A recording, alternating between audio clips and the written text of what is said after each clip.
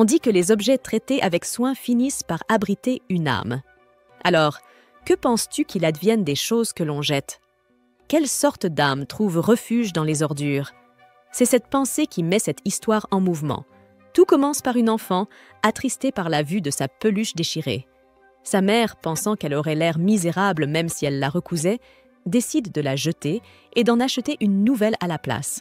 Elle se rend au dépôt d'ordures près de chez elle, laisse tomber un sac de déchets dans les profondeurs souterraines, puis s'en va sans un mot.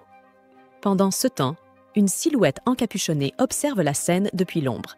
Dans ce monde, tout comme dans le nôtre, les gens transforment vite les objets en déchets, les traitant comme des choses sans valeur, sales et jetables. Malheureusement, cette logique s'applique souvent aussi aux êtres humains. Après avoir assisté à la scène, la silhouette encapuchonnée descend dans les souterrains, là où tous les déchets de la ville sont traités. Un garde aperçoit l'intrus et pointe immédiatement son arme. Ici, l'étranger encapuchonné est connu sous le nom de voleur des décharges, ce criminel qui dérobe les ordures et ternit l'image immaculée de la cité. Le garde déclenche l'alarme et 2 soldats armés arrivent en renfort. Le voleur leur jette des sacs poubelles, gagnant juste assez de temps pour s'enfuir. Mais d'autres gardes le rattrapent et ouvrent le feu. Avec une agilité presque surhumaine, ce mystérieux jeune homme esquive chaque balle, slalomant, bondissant et roulant à travers le chaos pour échapper à ses poursuivants. Alors que d'autres gardes rejoignent la poursuite, il est frôlé par une balle, mais parvient tout de même à disparaître dans les égouts. De retour à la surface, le voleur grogne. On l'appelle toujours un voleur. Lui, il ne se voit pas du tout ainsi. Le lendemain, sur la place de la ville, 2 femmes bavardent à propos des rumeurs. Le voleur des décharges a encore frappé la nuit dernière. L'une insiste pour dire que ce criminel doit être un tribal, mais l'autre lui donne un coup de coude pour qu'elle se taise en voyant un homme tribal à proximité. Lorsqu'il s'éloigne, les 2 femmes laissent bien entendre qu'elles préféreraient que ce genre de personnes ne mettent jamais les pieds dans leur quartier. L'homme traverse le quartier chic de la ville jusqu'à atteindre les taudis, l'endroit qu'il appelle chez lui. La frontière entre ces 2 mondes est marquée par un immense mur, impossible à ignorer. Dans les taudis, les maisons sont laides et sales, et les pauvres errent dans les rues malodorantes. Même ici, les rumeurs à propos du voleur des décharges vont bon train. Beaucoup sont certains que ces frasques finiront par attirer les apôtres sur leur quartier, et ce, d'un jour à l'autre. Pendant ce temps, Rudo, occupé à réparer des objets qu'il a récupérés dans les ordures, se fait réprimander par son ami Chiwa. Encore une fois, il a mis son nez là où il ne fallait pas, et personne ne peut prédire ce que les autorités feraient s'il le surprenaient. Tout le monde ici sait à quel point la ville prend ses lois sur les déchets au sérieux. Chiwa aimerait comprendre pourquoi son ami continue de prendre autant de risques. Rudo explique que les riches jettent des choses encore parfaitement utilisables sans y réfléchir à 2 fois, et qu'il ne peut s'empêcher d'éprouver de la peine pour CSS objets abandonnés. Et puis, il a besoin d'argent pour survivre. Chiwa le taquine, disant qu'il doit vraiment aimer les ordures. Rudo s'apprête à protester, mais un groupe d'enfants au regard mauvais arrive avant qu'il ne puisse prononcer un mot. Leur chef se moque aussitôt de l'odeur de Rudo et de ses gants sales, avertissant Chiwa qu'elle finira par sentir mauvais si elle reste avec lui. Un autre garçon donne un coup de pied dans la lampe que Rudo était en train de réparer, en ricanant que personne n'achèterait un objet touché par un type aussi crasseux. Chiwa prend la défense de son ami, soulignant qu'aucun d'eux n'est si, mais les brutes ne veulent rien entendre, insistant sur le fait que Chiwa devrait rester loin d'un garçon comme Rudo, surtout parce qu'il est le fils d'un meurtrier dérangé. Selon eux, ce bidonville a été construit pour contenir les criminels, et tous les habitants ont fait des efforts pour se racheter et effacer cette étiquette. Mais tous ces efforts ont été réduits à néant lorsque le père de Rudo a tué plusieurs personnes. En entendant cela, Rudo fixe le meneur d'un regard furieux, débordant de haine pure.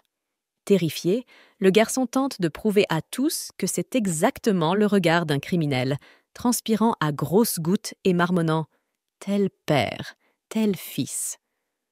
Les brutes s'éloignent en rasant les murs, non sans avoir lancé un dernier avertissement. Rudo finira comme son père, un assassin. Une fois le trio parti, Chiwa essaie de réconforter son amie. Elle dit à Rudo qu'elle croit en lui, qu'il n'est pas une mauvaise personne et qu'il ne ferait jamais de mal à qui que ce soit. Puis elle aperçoit la peluche qu'il a récupérée dans les déchets et en tombe immédiatement amoureuse. Voyant à quel point elle l'aime, Rudo tente de lui dire que c'est un cadeau. Mais sa voix est trop faible, et avant qu'il ne parvienne à prononcer les mots, la mère de Chiwa l'appelle. Comme toujours, la femme ordonne à sa fille de rester loin de Rudo. Mais Chiwa prend sa défense, pendant que Rudo, de son côté, se désole de ne pas avoir eu le courage de s'exprimer. Le mal compris. Rudo rentre chez lui la tête basse. Là, il tombe sur Recto, l'homme tribal humilié par les femmes sur la place de la ville. Recto taquine Rudo sur le fait qu'il n'ait pas réussi à offrir la peluche à Chiwa, ce qui fait paniquer Rudo lorsqu'il réalise que Recto a tout vu. Celui-ci abandonne alors la plaisanterie. Recto encourage Rudo à être plus direct sur ce qu'il veut. Puis, changeant de ton, il lui demande de lui expliquer exactement ce qui s'est passé lors de la virée aux ordures la nuit dernière. Recto pense que Rudo prend trop de risques pour de l'argent. Il est encore trop jeune et pourrait finir par se mettre dans de graves ennuis. Rudo rétorque qu'il ne s'est jamais fait attraper auparavant, mais Recto lui rappelle que cela ne change rien au fait qu'il a failli se faire tuer. Même s'ils ne partagent aucun lien de sang, Recto considère Rudo comme son fils. Il l'a recueilli alors qu'il n'était encore qu'un bébé, abandonné de tous. Rudo reconnaît ce lien et comprend pourquoi son père adoptif s'inquiète. Il lui doit une gratitude qu'il n'oubliera jamais.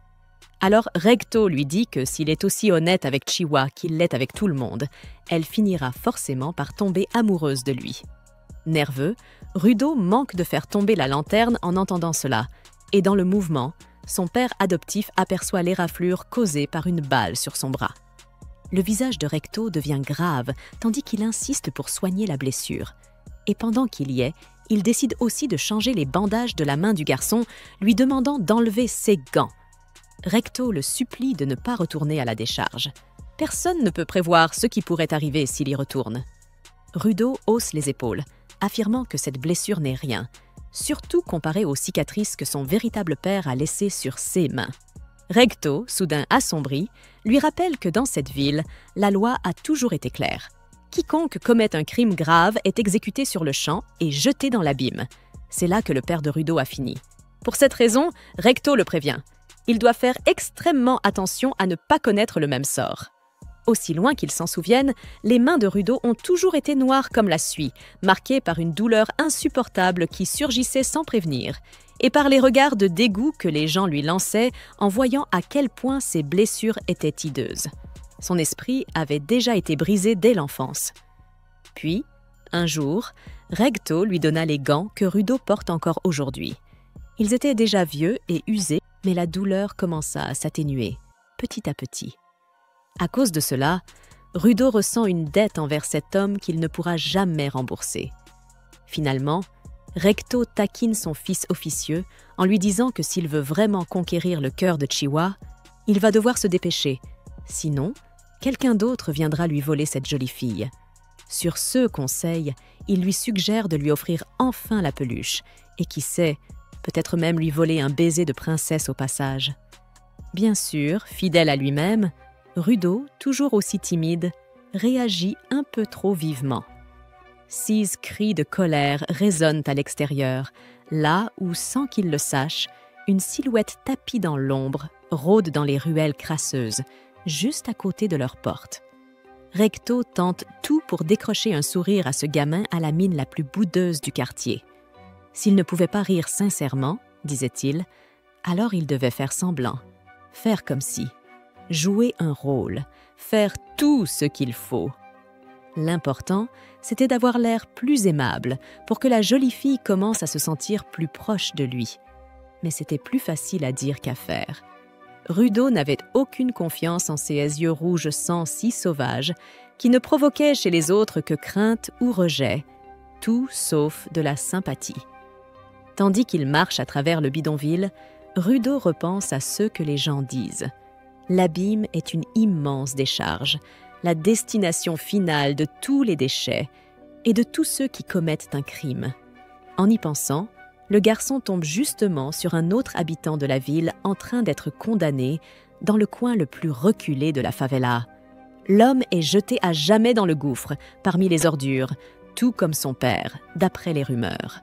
Alors que le criminel est condamné, La foule en délire autour de lui répète inlassablement « À l'abîme, les déchets! À l'abîme, les déchets !» C'est à ce moment-là que Chiwa surgit et le fait sursauter de peur, le laissant totalement confus devant la fille qu'il aime. Elle lui explique que le quartier Rudo a été construit à la lisière de la ville, juste à côté de l'abîme, pour rappeler chaque jour aux pauvres qu'eux aussi pouvaient finir dans ce gouffre au moindre faux pas, qu'ils le veuillent ou non. Quand on vit à Rudo, on finit tôt ou tard par assister à une exécution. Au passage, elle lui dit qu'elle ne veut pas que Rudo finisse là-dedans et qu'il devrait écouter davantage Recto, parce que lui aussi tient à lui.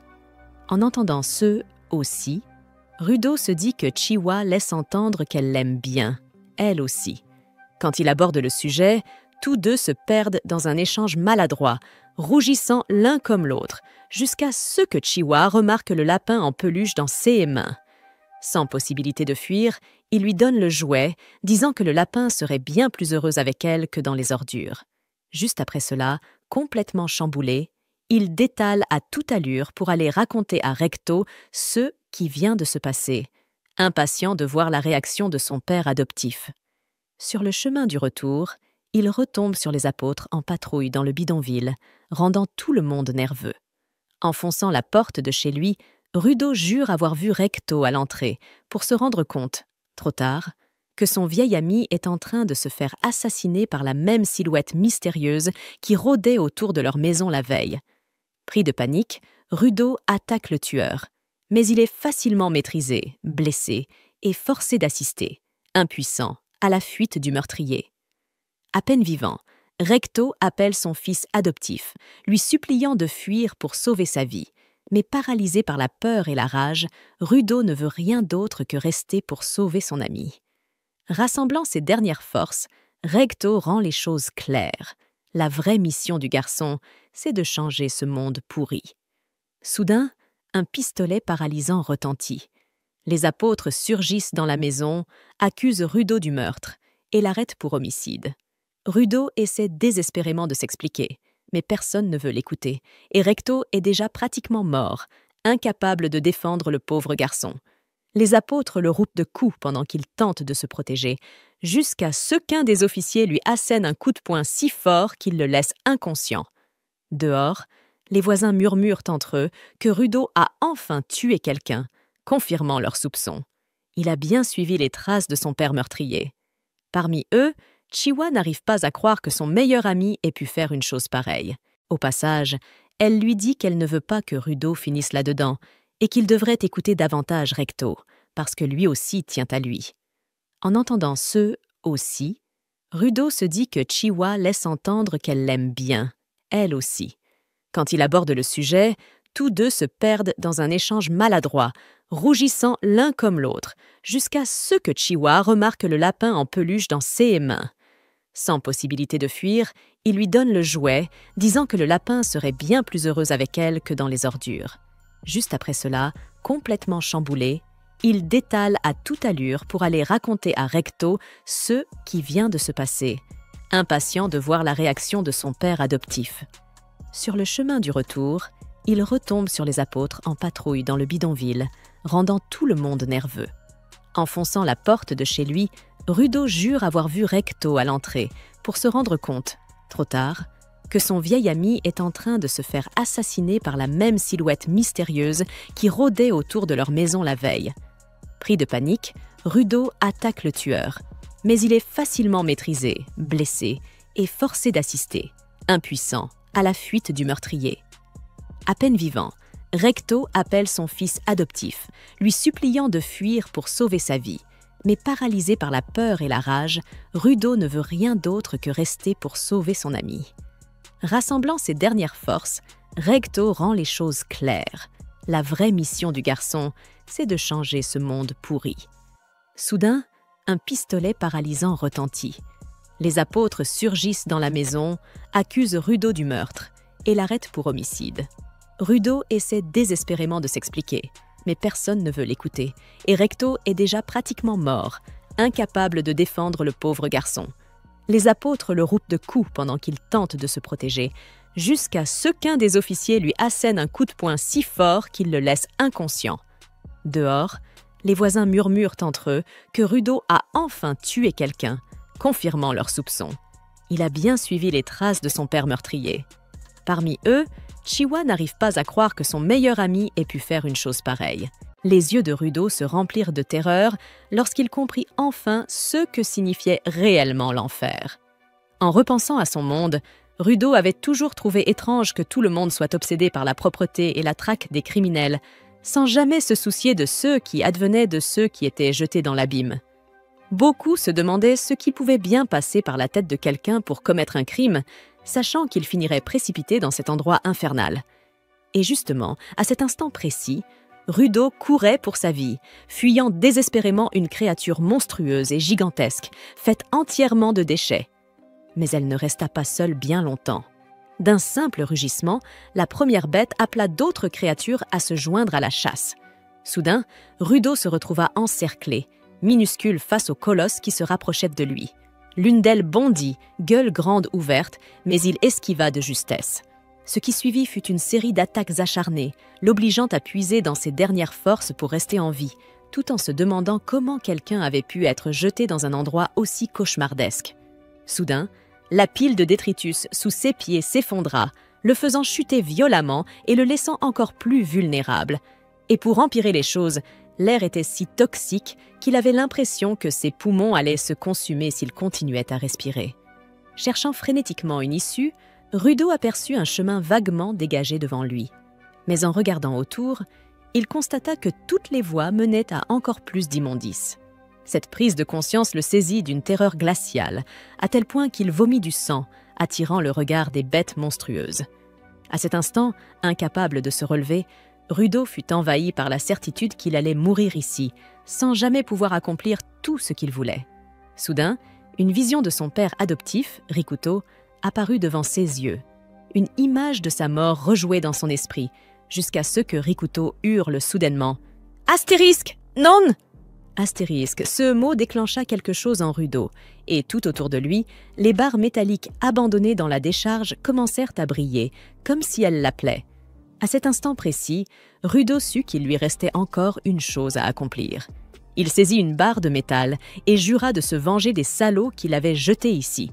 Mais plus que tout, il fit le serment de traquer ceux qui avaient tué Rikuto. D'abord, cependant, il devait survivre à cet enfer. Empli de rage, Rudo se jeta sur les monstres de déchets avec une férocité qu'il ne soupçonnait même. Rudo portait des coups qui auraient dû être impossibles pour quelqu'un comme lui, démontrant une force presque irréelle qui lui permettait de tenir tête à des ennemis écrasants. Utilisant tout ce qu'il trouvait, des panneaux de signalisation, des morceaux de tôle, Rudo réussit à infliger assez de dégâts pour abattre plusieurs de ces S-monstres. Un exploit impensable.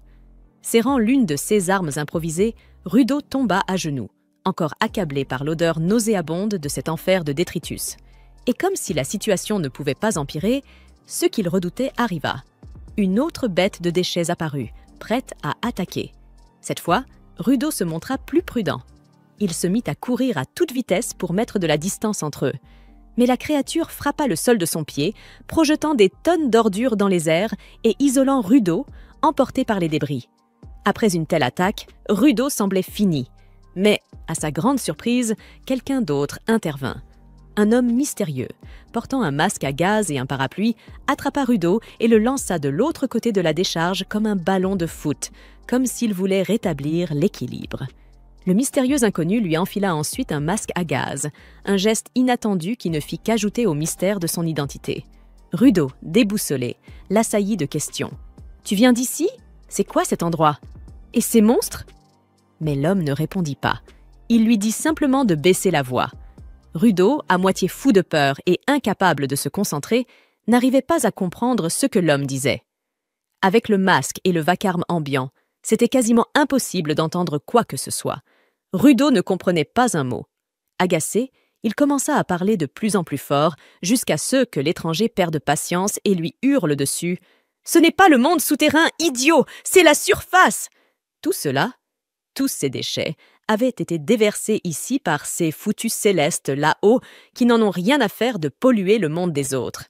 Et maintenant, à cause de Rudo, les monstres savaient exactement où ils se trouvaient. Ils sont attirés par le bruit. 16 créatures sont des bêtes maudites, des entités faites de déchets capables de se régénérer avec ceux qui les entourent. On ne peut pas les tuer avec des armes ordinaires. Et à ce moment-là même, l'une de ces bêtes maudites s'approcha, prête à les dévorer tous les deux. L'homme masqué enveloppe son parapluie de flammes, le transformant en une arme bien plus dangereuse maintenant qu'il a laissé exploser sa frustration. Il semble presque détendu. L'heure est venue de faire un peu de ménage. Alors qu'une avalanche de déchets est projetée dans sa direction, il fait tournoyer son parapluie, repoussant chaque projectile, et les dégâts causés par son arme empêchent même la créature de se régénérer. Tout autour, d'autres bêtes gangrenées apparaissent. Mais l'homme ne recule pas d'un pouce. Au contraire, en voyant les monstres foncer sur lui, il les affronte de face, les découpant comme si son parapluie était une lame légendaire. Rudo observe, stupéfait, se demandant si c'est l'arme qui est spéciale ou bien l'homme qui la manie. Dans tous les cas, avec une telle puissance, il pourrait enfin se venger des démons de la surface qui lui ont fait ça. Il ne reste plus qu'une seule bête infectée. Elle rassemble une masse de bave violette dans sa bouche et la crache sur l'homme au parapluie qui s'en protège puis contre-attaque avec une frappe sauvage. Unbreaker, frappe octuple. Le coup est dévastateur. Il décapite la bête et provoque une seconde explosion qui désintègre son corps entier, mettant ainsi fin à ce combat brutal. Le travail accompli, l'homme récupère son parapluie et va voir le garçon perdu. Rudo lui demande qui il estimate. Alors, l'homme enlève son casque et son masque et se présente. « Jean, juste un humble concierge », dit-il dès qu'il découvre son visage. Mais aussitôt, la puanteur l'assaille de plein fouet et il maudit Rudo de l'avoir forcé à faire quelque chose d'aussi insensé. Rudo, de son côté, s'évanouit net. Dans la scène suivante, on assiste à un souvenir d'enfance du jeune garçon. Il rentre de l'école couvert de crasse après s'être fait tabasser par des camarades, simplement parce qu'il avait dit que les objets sont vivants. Recto lui demande s'il s'est défendu, et le garçon répond non, ce qui, en réalité, est exactement la réponse que son tuteur espérait entendre. Rudo se rappelle alors de quelque chose que Recto lui avait dit un jour. « Si tu traites un objet avec soin pendant longtemps, il peut finir par développer une âme. » Et quand il voit le garçon prendre cela au pied de la lettre, croyant vraiment que les choses sont vivantes, Recto lui explique que ce n'est qu'une légende, c'est une histoire inventée pour apprendre aux gens à bien prendre soin de leurs affaires. Mais au fond de lui, l'homme avoue qu'il y croit réellement. Alors qu'il nettoie le garçon avec une serviette, il plaisante en disant que si elle nettoie aussi bien Rudo, c'est peut-être parce qu'elle a une âme. Rudo montre alors tout ce qui l'entoure dans la maison et demande si ces objets ont, eux aussi, une âme. Recto rit et répond que c'est possible, laissant le petit garçon les yeux écarquillés, regardant ses gants et se demandant s'ils possèdent, eux aussi, une âme. Recto ajoute que s'il en prend soin, un jour ils en auront une, c'est certain. À ce moment-là, Rudo se réveille de son rêve, pour se retrouver enchaîné au sol. Il aperçoit l'homme masqué et l'insulte sans détour. Engin, imperturbable, lui demande si c'est vraiment ainsi qu'on remercie quelqu'un qui vient de lui sauver la vie. Alors que Rudo est traîné par ses chaînes, il exige de savoir ce que ce soi-disant sauveur compte faire de lui à présent. Le mystérieux concierge répond qu'il lui rend service en le portant, puisque Rudo était totalement inconscient. Furieux, Rudo hurle qu'il doit retourner à l'étage, mais l'homme hausse simplement les épaules et dit que ce n'est pas possible. Ce que Rudo appelle « en haut », les gens d'ici l'appellent le paradis. Et atteindre le paradis, ce n'est pas une mince affaire, surtout que l'endroit change constamment. Il y a d'autres raisons aussi, mais Engin n'est pas prêt à les révéler. Il continue de traîner Rudo, lui disant de profiter de l'occasion pour se reposer. De plus en plus impatient, Rudo insiste. Il remontera, peu importe ce qu'Engin dit. D'ailleurs, le choix de mots d'Engin, pour l'instant, c'est impossible. Prouve qu'il connaît bel et bien un moyen d'y accéder.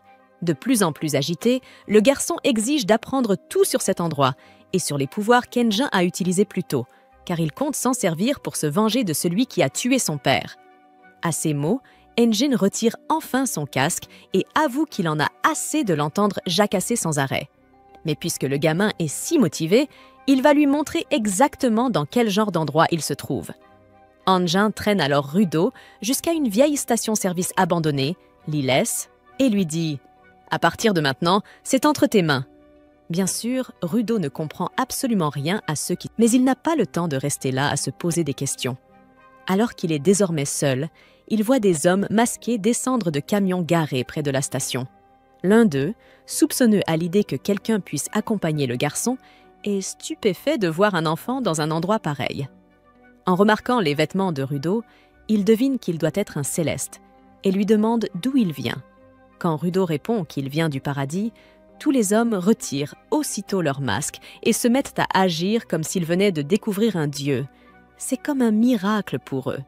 Trouver quelqu'un du paradis ici-bas, et en plus un enfant qui parle leur langue, semble totalement incroyable. Certains pensent qu'il essaie de les piéger, mais l'homme qui se tient devant insiste. Il dit la vérité. Ce même homme commence alors à détacher Rudo, ce qui pousse le garçon à croire que ces gens sont bien plus aimables qu'Anjin. Mais dans la scène suivante, la vérité éclate.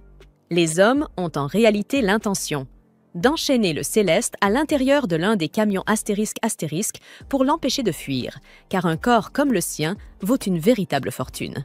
En fait, un céleste entier rapporte un prix exorbitant. Mais il existe aussi des acheteurs intéressés par les morceaux, les yeux, les bras, les jambes, même ses vêtements. Le chef du groupe explique que les gens achètent des célestes parce que tout le monde les déteste.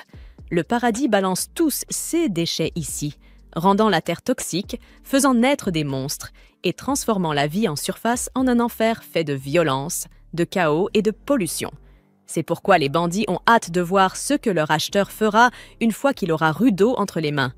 Pour éviter que le céleste ne meure de faim avant d'être vendu, le chef lui enfonce une poignée d'ordures pourries dans la bouche, se moquant de ce joli garçon du paradis qui n'est sûrement pas habitué à la nourriture de la décharge. Avec un sourire tordu, le bandit force les déchets dans la gorge de Rudo. Mais celui-ci mord violemment, plantant ses dents dans la main de l'homme et lui arrachant 2 doigts.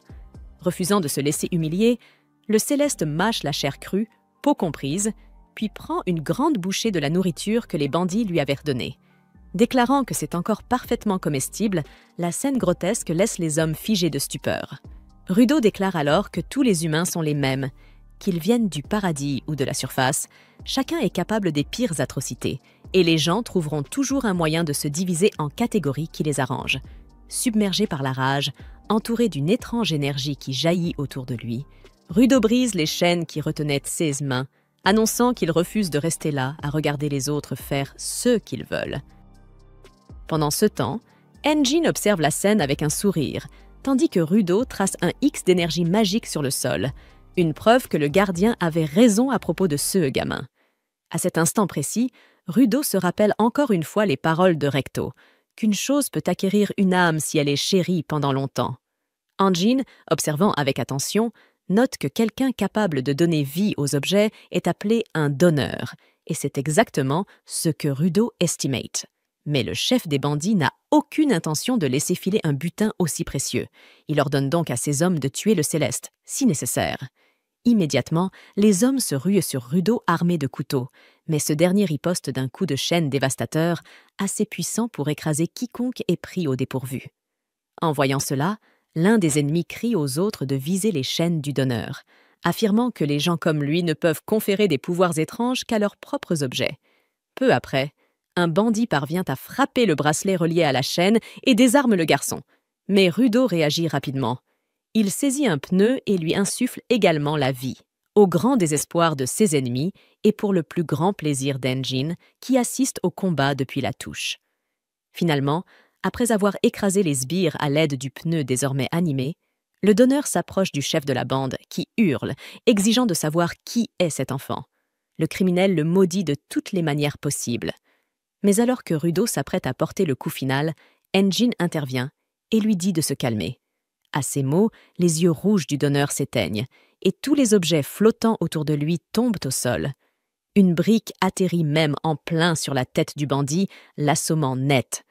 Sous le choc, Rudo tente de comprendre ce qui vient de se passer. Ce n'est que lorsqu'il se remémore les paroles de Rikuto qu'un déclic semble se produire dans son esprit, comme si, d'une certaine manière, c'était à travers les gants que tout cela avait pu se produire. En remarquant le sang couler du nez du garçon, Anjin commente que cela doit être difficile de contenir autant de puissance en soi. D'ailleurs, tout l'objectif du plan du gardien était de vérifier si le donneur possédait réellement ce pouvoir, Et maintenant que tout a été révélé, Engine est prêt à tout lui expliquer, sur le monde d'en bas et sur le pouvoir que Rudo vient de découvrir. En échange, Engine propose à Rudo de devenir un gardien. Mais en entendant cette offre, après quelques secondes de réflexion, le sang coulant encore de son nez, le garçon répond simplement « Non, j'en ai vraiment pas envie ». Engine contacte un autre membre des nettoyeurs à l'aide d'un dispositif de communication fixé à son poignet. Le nettoyeur en question se trouve actuellement dans une zone résidentielle qui ressemble à un vestige de guerre, comme un quartier abandonné après un conflit violent. Il décroche l'appel d'Engine et remarque que ce dernier le contacte rarement. Il en conclut donc qu'il doit se passer quelque chose d'important. Quand il apprend qu'Engine a repéré un gamin avec un potentiel énorme pour devenir un nettoyeur de haut niveau, il n'en croit pas ses oreilles.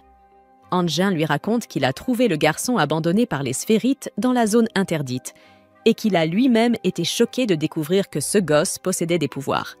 Il poursuit en expliquant qu'il n'a jamais vu un Séas pareil et que c'est précisément pour cette raison qu'il l'a recruté.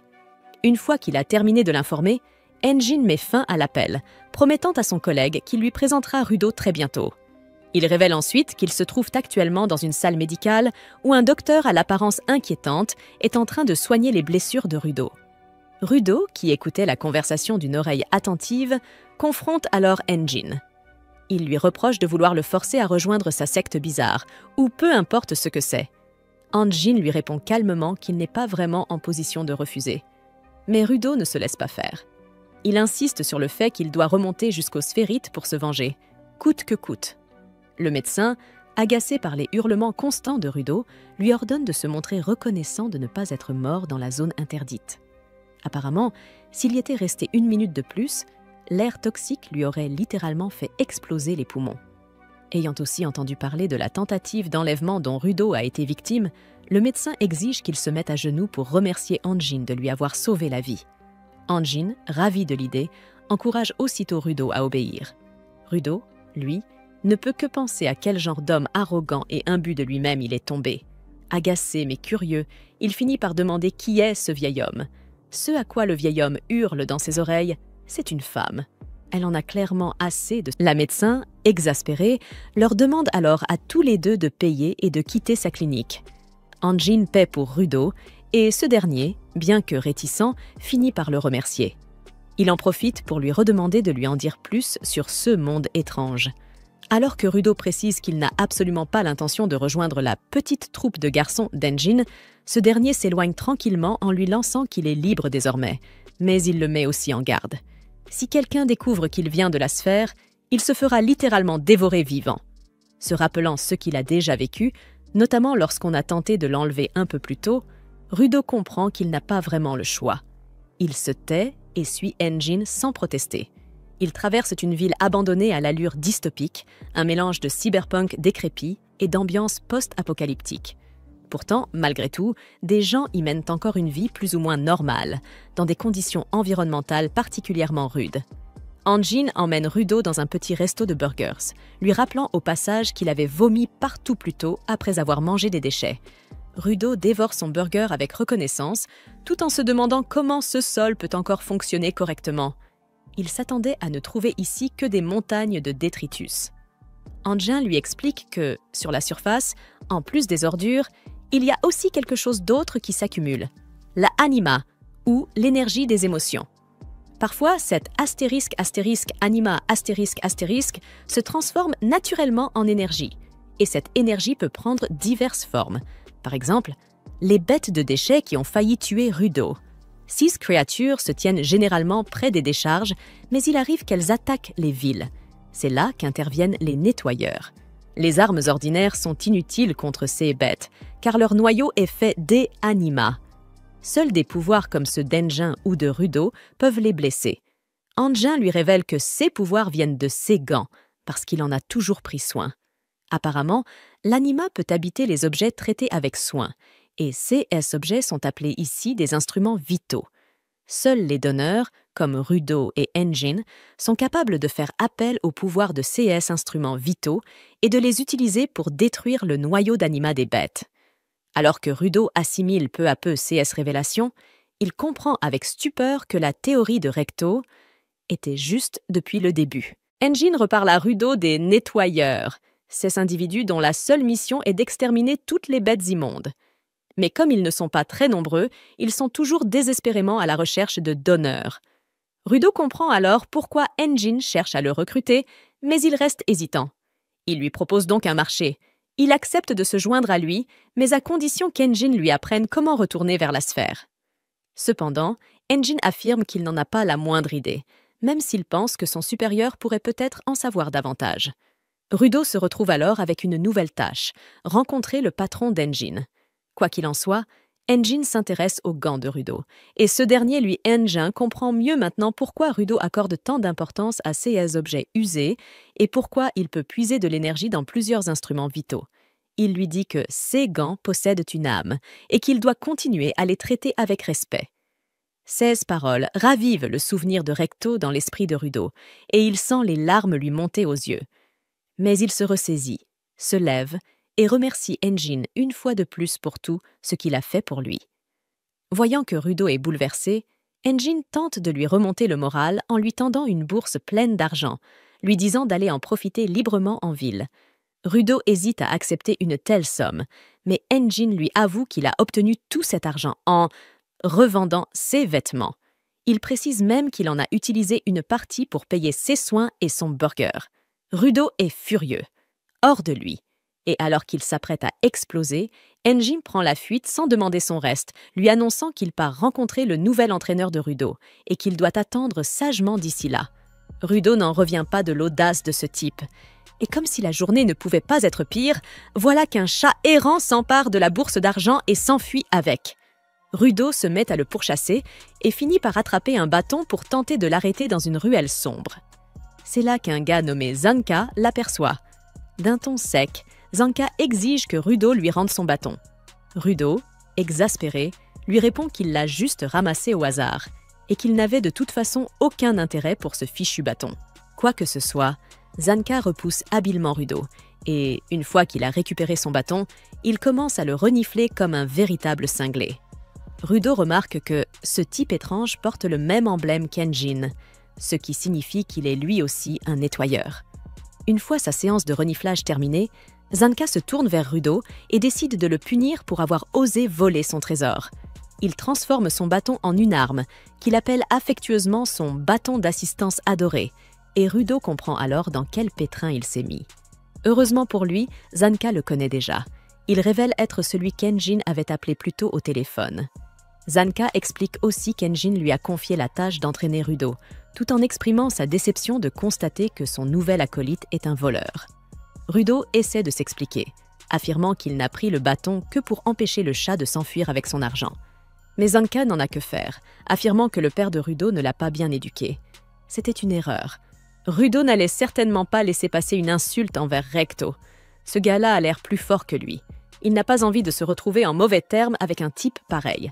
Il se rappelle alors ce que Recto lui a déjà dit. « Si tu veux réparer une situation, commence par faire un pas. » Il réalise qu'il a peut-être eu tort. Il a pris le bâton du garçon et ce dernier devait sûrement y être très attaché. C'est donc lui qui a mal agi dès le départ. Et c'est à lui de s'excuser. Il pense à ce qu'il ressentirait si quelqu'un s'emparait de son gant, auquel il tient énormément. Il s'adresse alors à Zanka et reconnaît ses torts. Il explique que ce n'était pas intentionnel, qu'il avait juste besoin du bâton pour récupérer son argent auprès du chat. Zanka se calme immédiatement et lui répond d'un ton posé. Il admet qu'il a surréagi, car ce bâton est un objet très personnel et il n'aime pas que quelqu'un d'autre le touche. Son attitude change radicalement.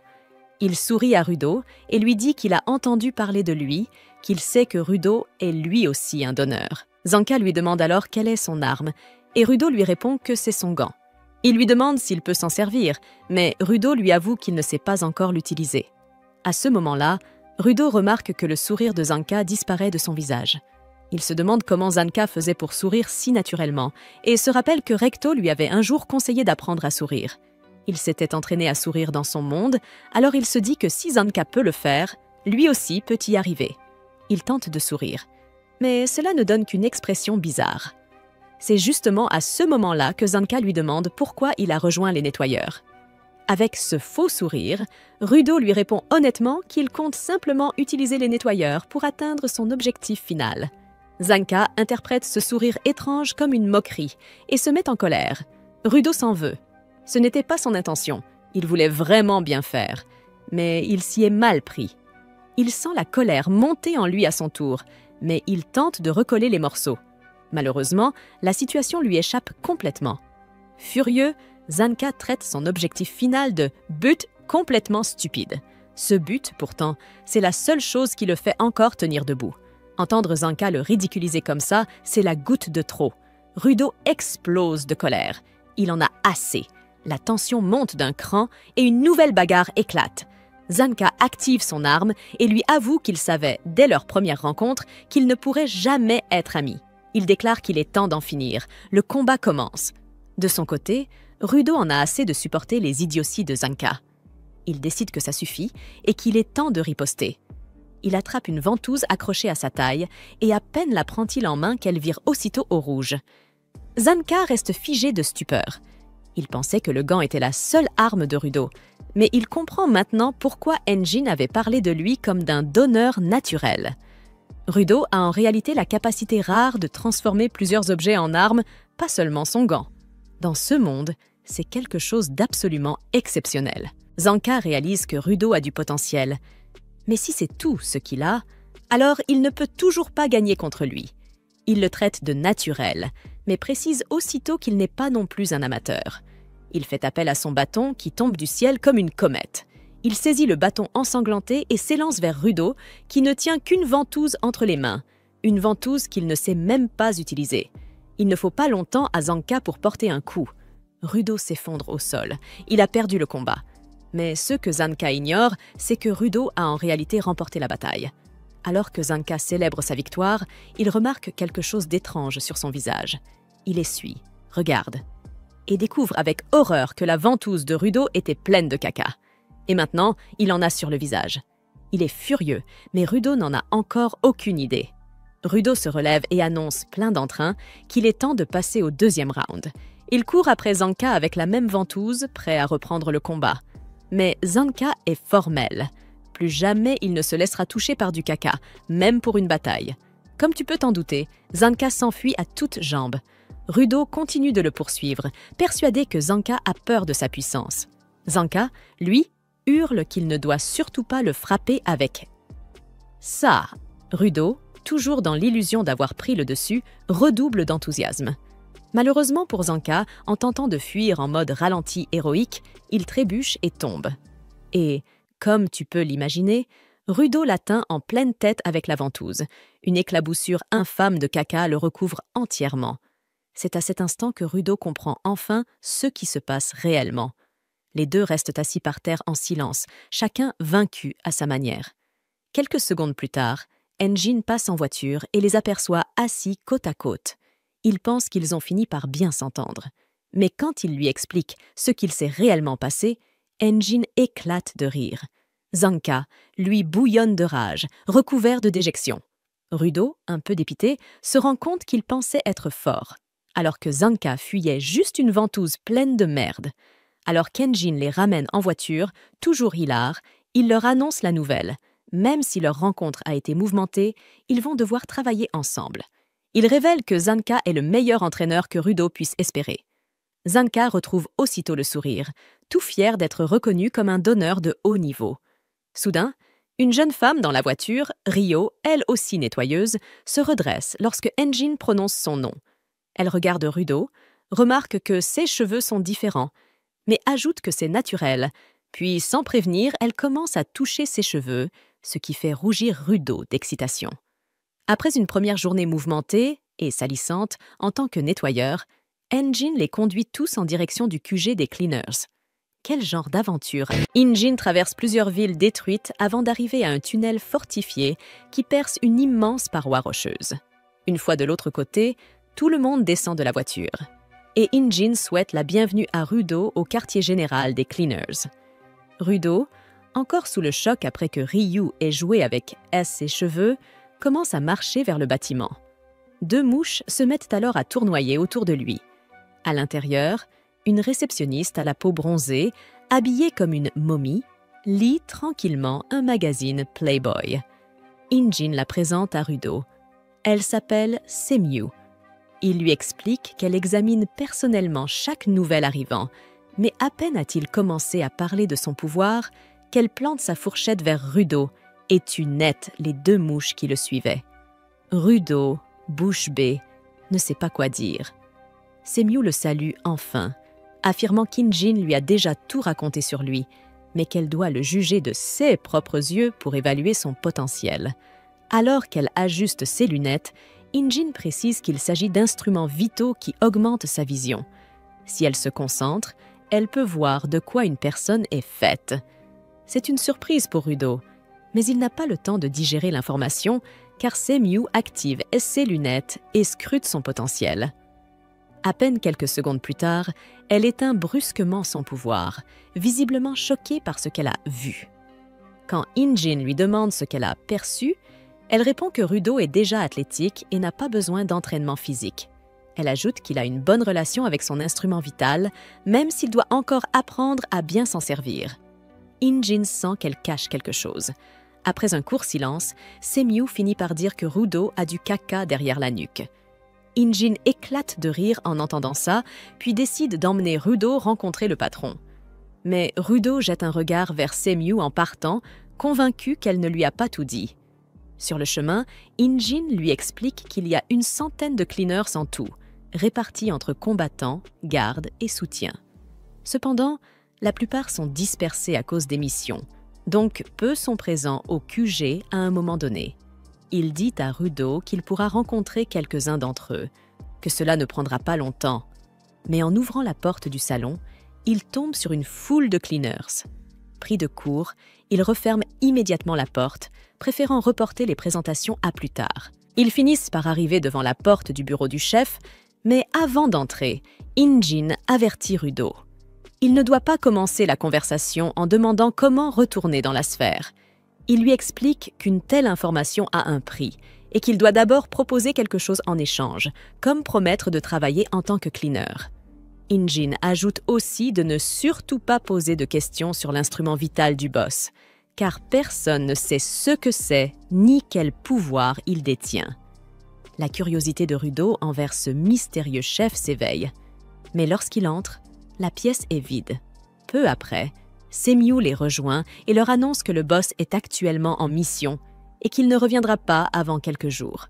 Rudo est déconcerté, mais Injin, lui, n'a pas l'air surpris. C'est tout à fait normal, selon lui.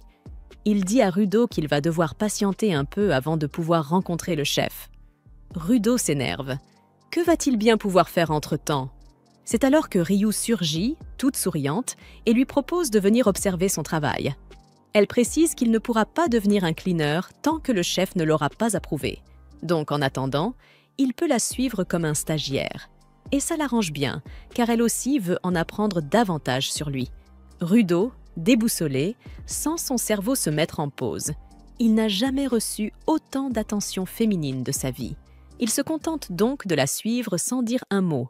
Ils se rendent dans la salle de stratégie où Semiu leur explique qu'une petite ville proche d'une zone polluée a demandé de l'aide. Des créatures appelées « bestioles à ordures » ont été repérées aux abords.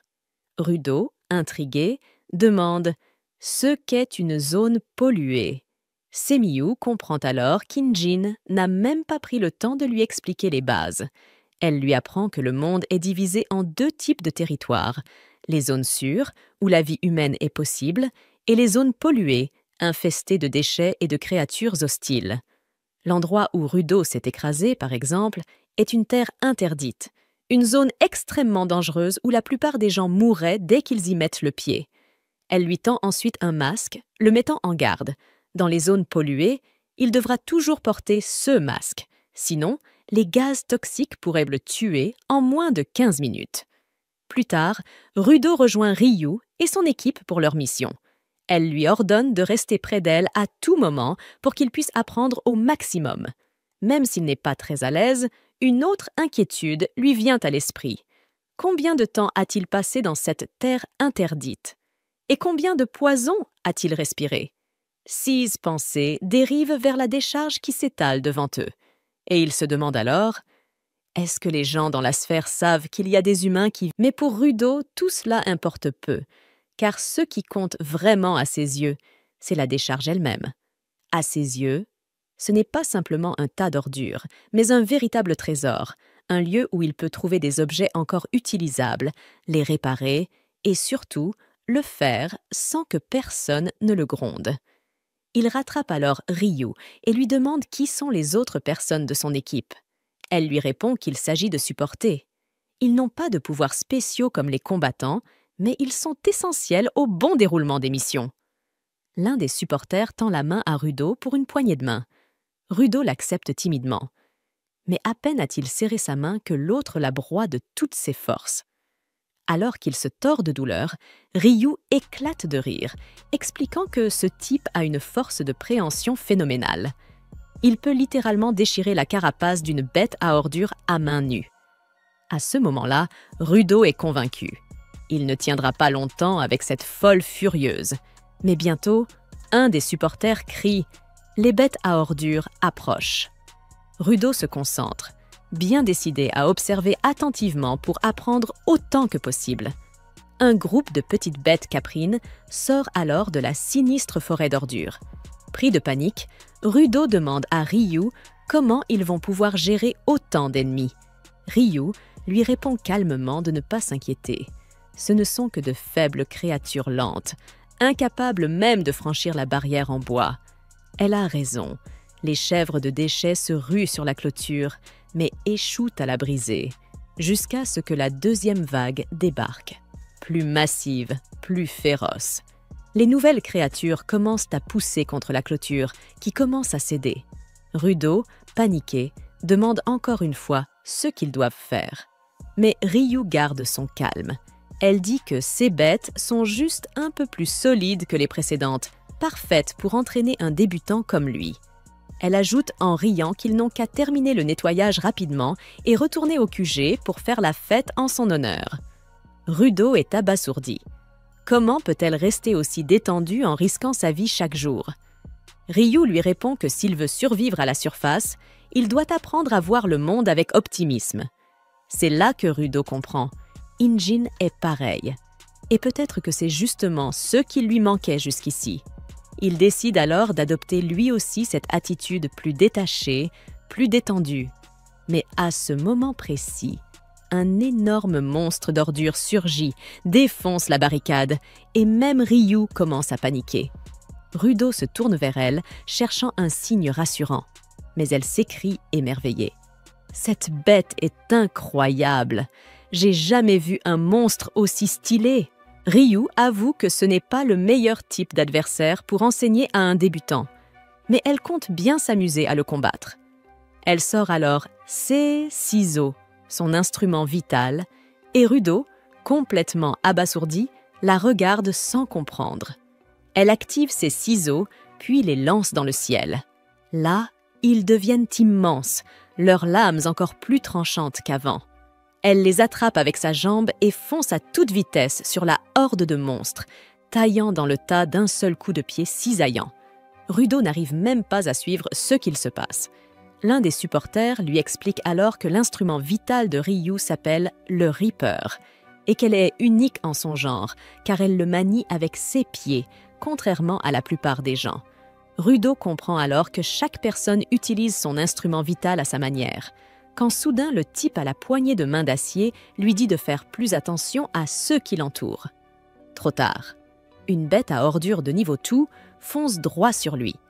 Heureusement, le supporter intervient juste à temps, attrape la créature à main nue, lui écrase la tête, puis la jette vers Ryu, qui la découpe proprement avec ses ciseaux. Ryu demande aux supporters de lui envoyer encore plus de bêtes, ce qu'ils font sans hésiter, lui lançant les monstres comme s'ils ne pesaient rien. Pendant que Rudo essaie de digérer tout ce qu'il vient de voir et découvre à quel point les cleaners sont redoutables, Ryu a déjà éliminé toutes les petites créatures. Il ne reste plus que le monstre boss. Les supporters s'organisent pour neutraliser toute menace secondaire et se dispersent. Mais Rudo remarque qu'une des créatures soi-disant assommées se réveille.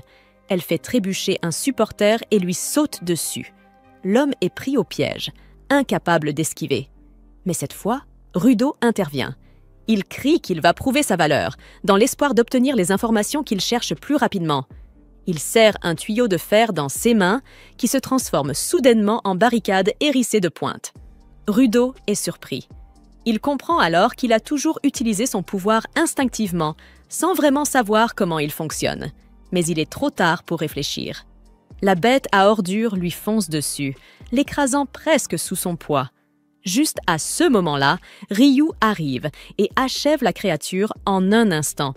Elle félicite Rudo pour avoir suivi son instinct pour sauver quelqu'un d'autre, disant que c'est la bonne attitude à avoir.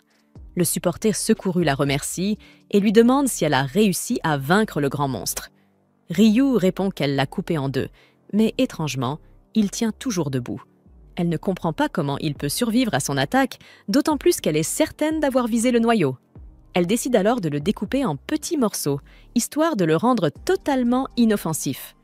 Les supporters, quant à eux, notent que cette créature pourrait bien appartenir à une nouvelle catégorie, une bête immune aux instruments vitaux. Ils prennent la décision de prévenir les villes voisines au plus vite. Souhaites-tu que je continue la suite avec la réaction du QG ou la suite du développement? Pendant ce temps, Ryu fonce droit sur le monstre géant, tandis que Rudo reste figé au milieu, désemparé, car personne ne lui dit quoi faire.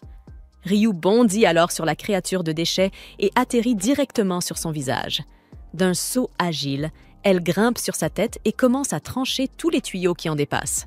Après avoir rendu le monstre chauve, elle remarque une lueur étrange sous ses pieds. Elle comprend aussitôt qu'il s'agit du noyau que la créature essayait désespérément de cacher. Cependant, avant qu'elle ne puisse attaquer, le monstre de déchets se met à bouger violemment et parvient à la projeter loin de lui. Il réattache ensuite ses tuyaux sur sa tête, puis se met à frapper violemment le sol avec sa mâchoire. Malgré cela, Ryu parvient à s'agripper tant bien que mal. Mais soudain, la créature redirige son attaque vers Rudo et les soutient. Rudo, paralysé par la peur, regarde les tuyaux métalliques foncer sur lui. Par chance, il n'est pas touché de plein fouet, mais le sol sous ses pieds est pulvérisé par les attaques, et il tombe dans un gouffre. Alors qu'il chute, il se demande ce qu'il est en train de faire. Il pense qu'à ce rythme, il ne pourra jamais venger Recto ni les autres prisonniers du Sphère. L'obscurité commence peu à peu à envahir son esprit. Mais c'est à ce moment-là que le soutien vient le sauver, le tirant de justesse du trou et du désespoir. Il le porte sur son épaule et lui dit que s'il a un but, il ne doit pas se figer, mais courir vers lui tant qu'il en a encore la force. Il lui demande de prendre exemple sur les soutiens. Eux n'ont aucun pouvoir, et pourtant, ils continuent de faire leur travail, sans jamais s'arrêter. À cet instant, Rudo aperçoit Ryu en train de taillader de nouveau le monstre. À en juger par les hurlements de la créature, elle a visiblement trouvé son point faible. Elle saute très haut dans les airs, puis retombe en piqué vers la tête du monstre. Elle le transperce de sa grande paire de ciseaux et arrache son noyau. Dès qu'elle touche le sol et détruit le noyau, le monstre se transforme soudainement en cendres. Le soutien accourt aussitôt vers elle et lui demande comment elle a fait pour vaincre la bête. Ryu répond qu'elle n'a pas touché au noyau, mais à autre chose. Elle tient alors un cutter en carton dans sa main et dit que c'était ça, la véritable source d'énergie du monstre. Le soutien n'en revient pas, il reconnaît l'objet. C'est un outil essentiel, un instrument vital même. Cela n'a absolument aucun sens pour une créature de déchets d'en posséder un. Pendant ce temps, le chef des bandits, ceux qui comptaient vendre Rudo, se réveille brusquement dans une pièce faiblement éclairée. Il ne comprend pas où il est, lorsqu'un homme, assis sur un canapé en face de lui, prend la parole et lui demande où se trouve le gamin du Sphère dont il a parlé dans son sommeil. De retour au quartier général des nettoyeurs, Ryo organise une fête pour souhaiter la bienvenue à Rudo. Peu après, Zanka arrive à son tour, encore tout ensommeillé de sa longue sieste de l'après-midi. Il demande à Ryo ce qui se passe, et elle lui explique qu'il célèbre l'arrivée de Rudo sur la terre ferme. Pourtant, celui-ci reste assis dans un coin, la tête basse, silencieux. Zanka s'étonne. Pourquoi ce petit insolent tire-t-il une tête pareille? Ryo soupire et répond que, depuis que son instrument vital l'a lâché en plein combat, Rudo est morose et triste. Zanka trouve ça dommage, mais change vite de sujet en évoquant la rumeur selon laquelle Ryo aurait affronté une étrange bête d'ordure. Elle confirme Au lieu de posséder un noyau d'anima, comme toutes les autres, cette créature avait pour cœur un instrument vital, une découverte à laquelle rien ne les avait préparés. Rio explique qu'étant impuissante face à une telle anomalie, elle a préféré laisser l'affaire aux supérieurs et rentrer organiser une fête à la place. Pendant ce temps, Rudo continue de bouder. C'est alors que le chef de l'équipe de soutien se présente. Il s'appelle Gris. Il s'avance vers Rudo et le félicite pour la veille. Rudo, amer, affirme qu'il n'a rien fait, mais Gris lui rappelle qu'il a sauvé un autre soutien d'une bête d'ordure. Rudo rétorque que, même s'il a réussi ça, il n'a pas pu utiliser son pouvoir correctement par la suite, et que Gris et Rio ont dû le secourir. Il se sent frustré. Même dans la sphère, il perdait souvent le contrôle, et Ricto devait rattraper ses erreurs. À ses yeux, il n'est qu'un raté incapable de répondre aux attentes de qui que ce soit. Mais Gris le remercie soudain, coupant net le fil de ses pensées. Il lui confie que la plupart des nouveaux nettoyeurs considèrent les soutiens comme des ratés dépourvus de véritable pouvoir. Mais pas Rudo. Gris évoque alors Fallow, l'homme que Rudo a sauvé. Ce dernier avait rejoint les nettoyeurs pour devenir combattant, mais faute d'instrument vital, il travaille comme soutien tout en chérissant un objet auquel il croit, persuadé qu'il deviendra un jour son arme. Gris conseille à Rudo de ne pas trop se focaliser sur la force ou sur les attentes des autres. « Dis-moi plutôt, qu'est-ce que tu voulais, avant même que les choses tournent mal dans la sphère ?» Rudo plonge dans ses pensées. Gris ajoute « Si tu retrouves ce qui a allumé la flamme au fond de ton âme, alors tu trouveras ta voie. » Gris tapote alors la tête de Rudo et lui dit de croire en lui. Rudo en est profondément ému. Mais, à ce moment précis, Injin arrive et se penche lourdement sur lui, cassant l'atmosphère émotive. Il lui demande pourquoi il ne mange rien. Et bientôt Rio et Zanka viennent aussi s'inviter à la scène. Tous l'encouragent à se joindre à la fête, car il est la vedette de la soirée. Et parce que, vu la vitesse à laquelle les assiettes se vident, il ne restera plus grand-chose. Touché par l'attention que tout le monde lui porte, Rudo finit par les suivre. Alors qu'ils mangent tous ensemble, un type met soudain de la musique et attrape des bombes de peinture. Il se met à pulvériser le mur. Injin souffle à Rudo de bien observer ce gars, surnommé Gob, car il fait toujours ce qui lui passe par la tête sans se soucier des autres. Pendant que Gob trace son œuvre, les autres protestent et lui demandent d'attendre qu'ils aient fini de manger. Mais, comme annoncé, il s'en moque éperdument. Pendant ce temps, au rez-de-chaussée, Mamie Siméo regagne son bureau.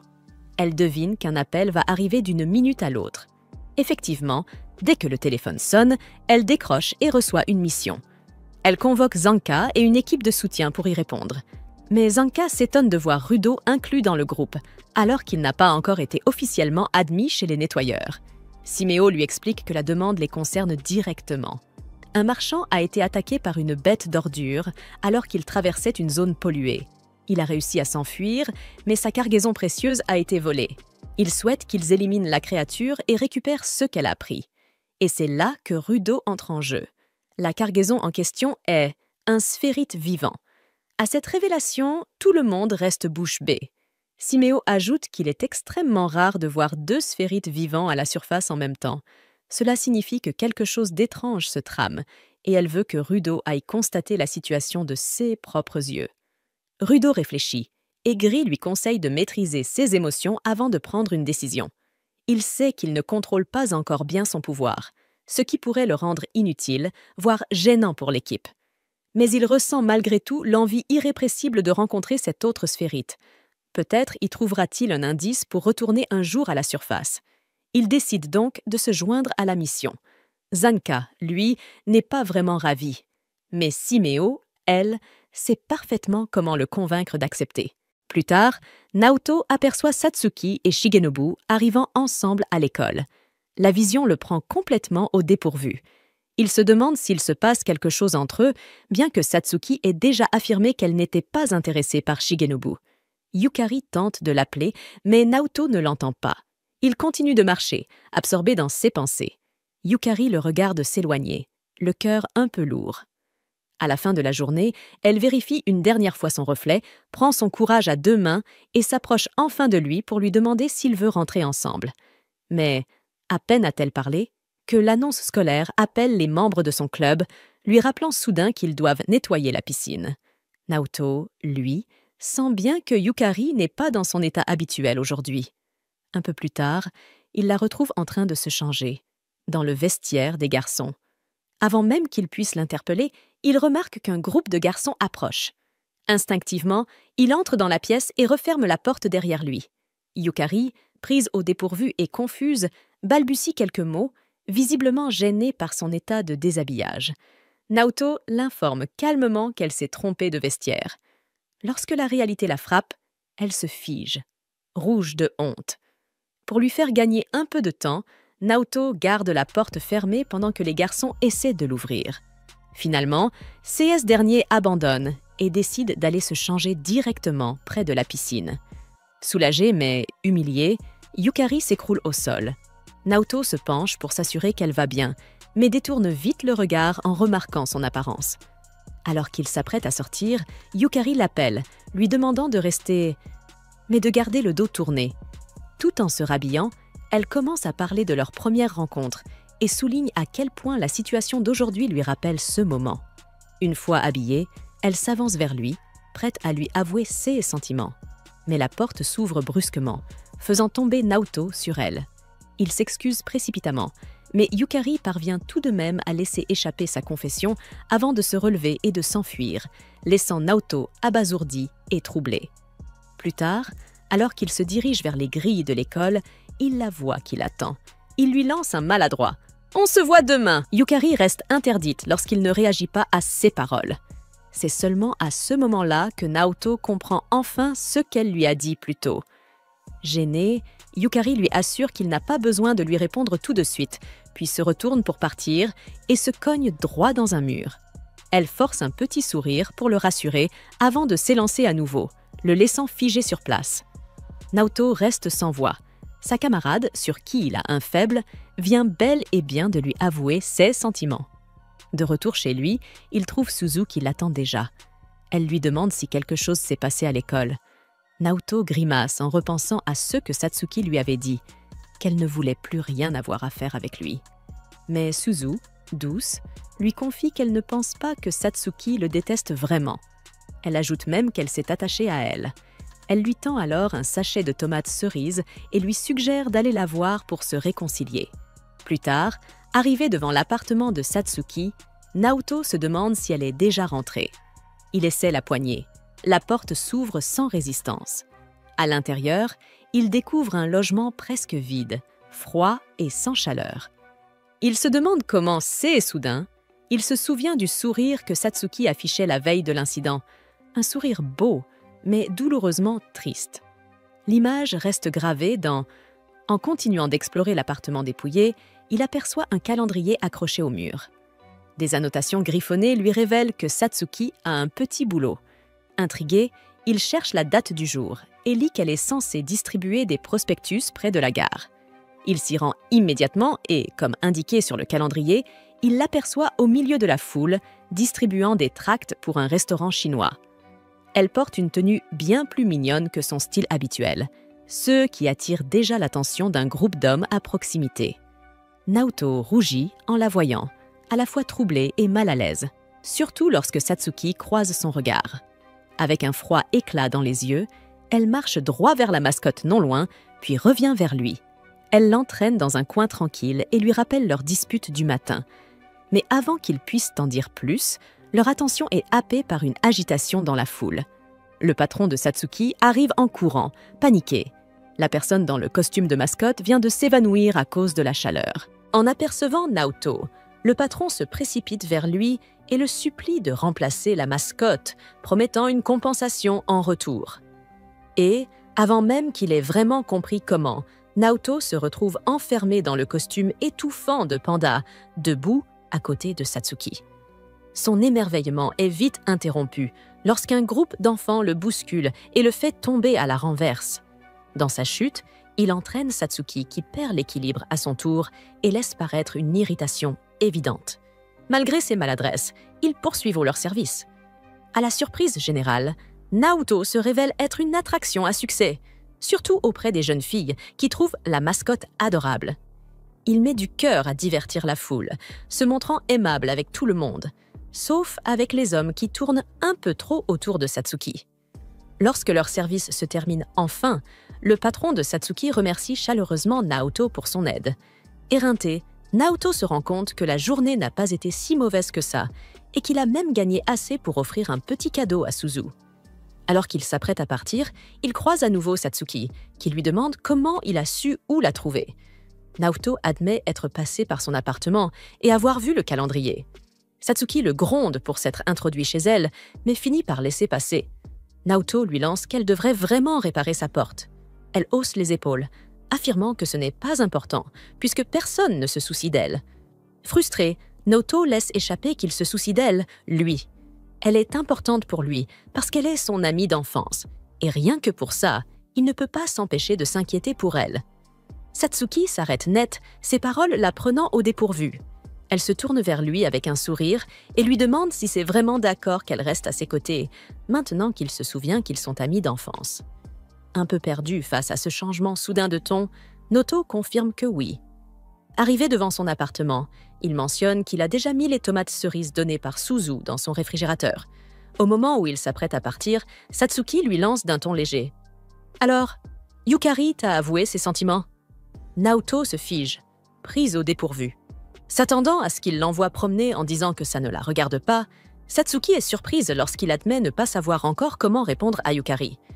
Il explique que, même s'il est incroyablement heureux d'avoir reçu la confession de quelqu'un qu'il apprécie, il a peur de la décevoir. Satsuki lui dit que c'est normal de prendre son temps et que personne n'a le droit de le presser ou de le juger pour ses sentiments. Le lendemain matin, Naoto rejoint Yukari plus tôt que d'habitude.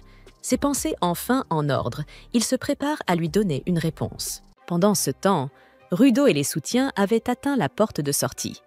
Gris l'ouvrit et découvrit un escalier derrière.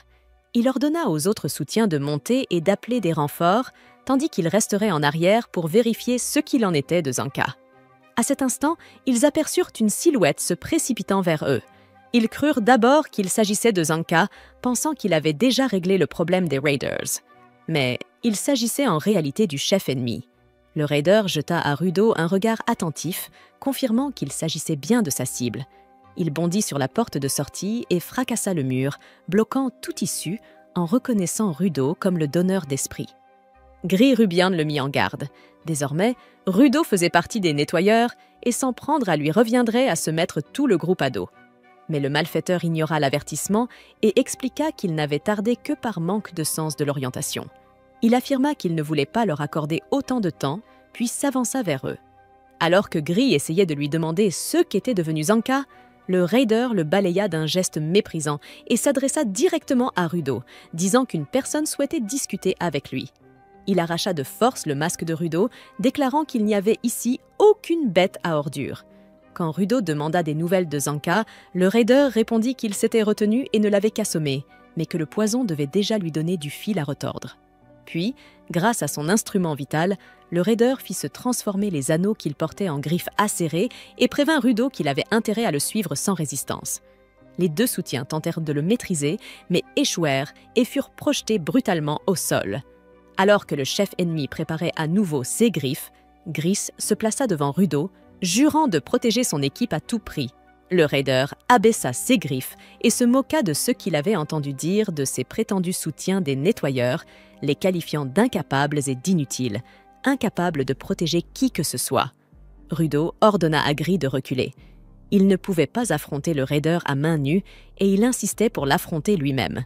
Le chef ennemi demanda alors à Rudo de promettre de ne pas se mettre en colère, puis révéla qu'il avait déjà tué Gris par une attaque invisible. Les griffes du raider traversèrent Gris de part en part, et il déclara que des faibles comme lui étaient totalement bons à rien. Le porte-bonheur de Gris tomba au sol, et Rudo tendit la main pour le rattraper au volume. Un souvenir ressurgit alors, celui où Recto était rentré à la maison et avait découvert Rudo, enfant, se cognant la tête contre le mur comme un luminec, le visage couvert de sang. Après avoir couché le petit garçon, Recto lui demanda pourquoi il avait fait cela. Rudo répondit que Recto lui avait appris à ne jamais faire de mal aux autres.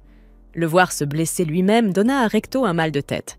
Il s'assit auprès de lui et demanda ce qui l'avait poussé à un tel geste, alors que la douleur de ses mains commençait à peine à s'estomper et qu'il évitait déjà la compagnie des autres. Rudo répondit qu'il n'y avait rien de particulier, seulement une haine brûlante au fond de lui. Et même si quelqu'un lui demandait pourquoi, il serait incapable de trouver les mots. En entendant cela, Recto comprit que l'enfant pensait que ses parents l'avaient abandonné et qu'il se croyait désormais sans valeur à cause de cela. Un enfant comme lui ne pouvait pas supporter un fardeau émotionnel aussi lourd. Rudo demanda alors ce que « sans valeur » voulait vraiment dire, mais Recto préféra le soigner puis l'emmener dehors, convaincu qu'une des raisons de sa tristesse était l'absence de divertissement. Il devait découvrir ce que le monde avait à offrir jusqu'à ce qu'il trouve quelque chose qui lui plaise vraiment. Recto chercha à l'encourager. Un jour, sa chambre vide serait remplie de choses qu'il aimerait. Mais il lui fit promettre de le prévenir à l'avance si jamais il voulait y ramener une fille. Après cela, ils se rendirent à la bibliothèque du village de Backwater pour lire des livres, puis Recto essaya de lui apprendre le football. Mais le garçon innocent se mit à caresser le ballon, pris de remords pour l'avoir frappé.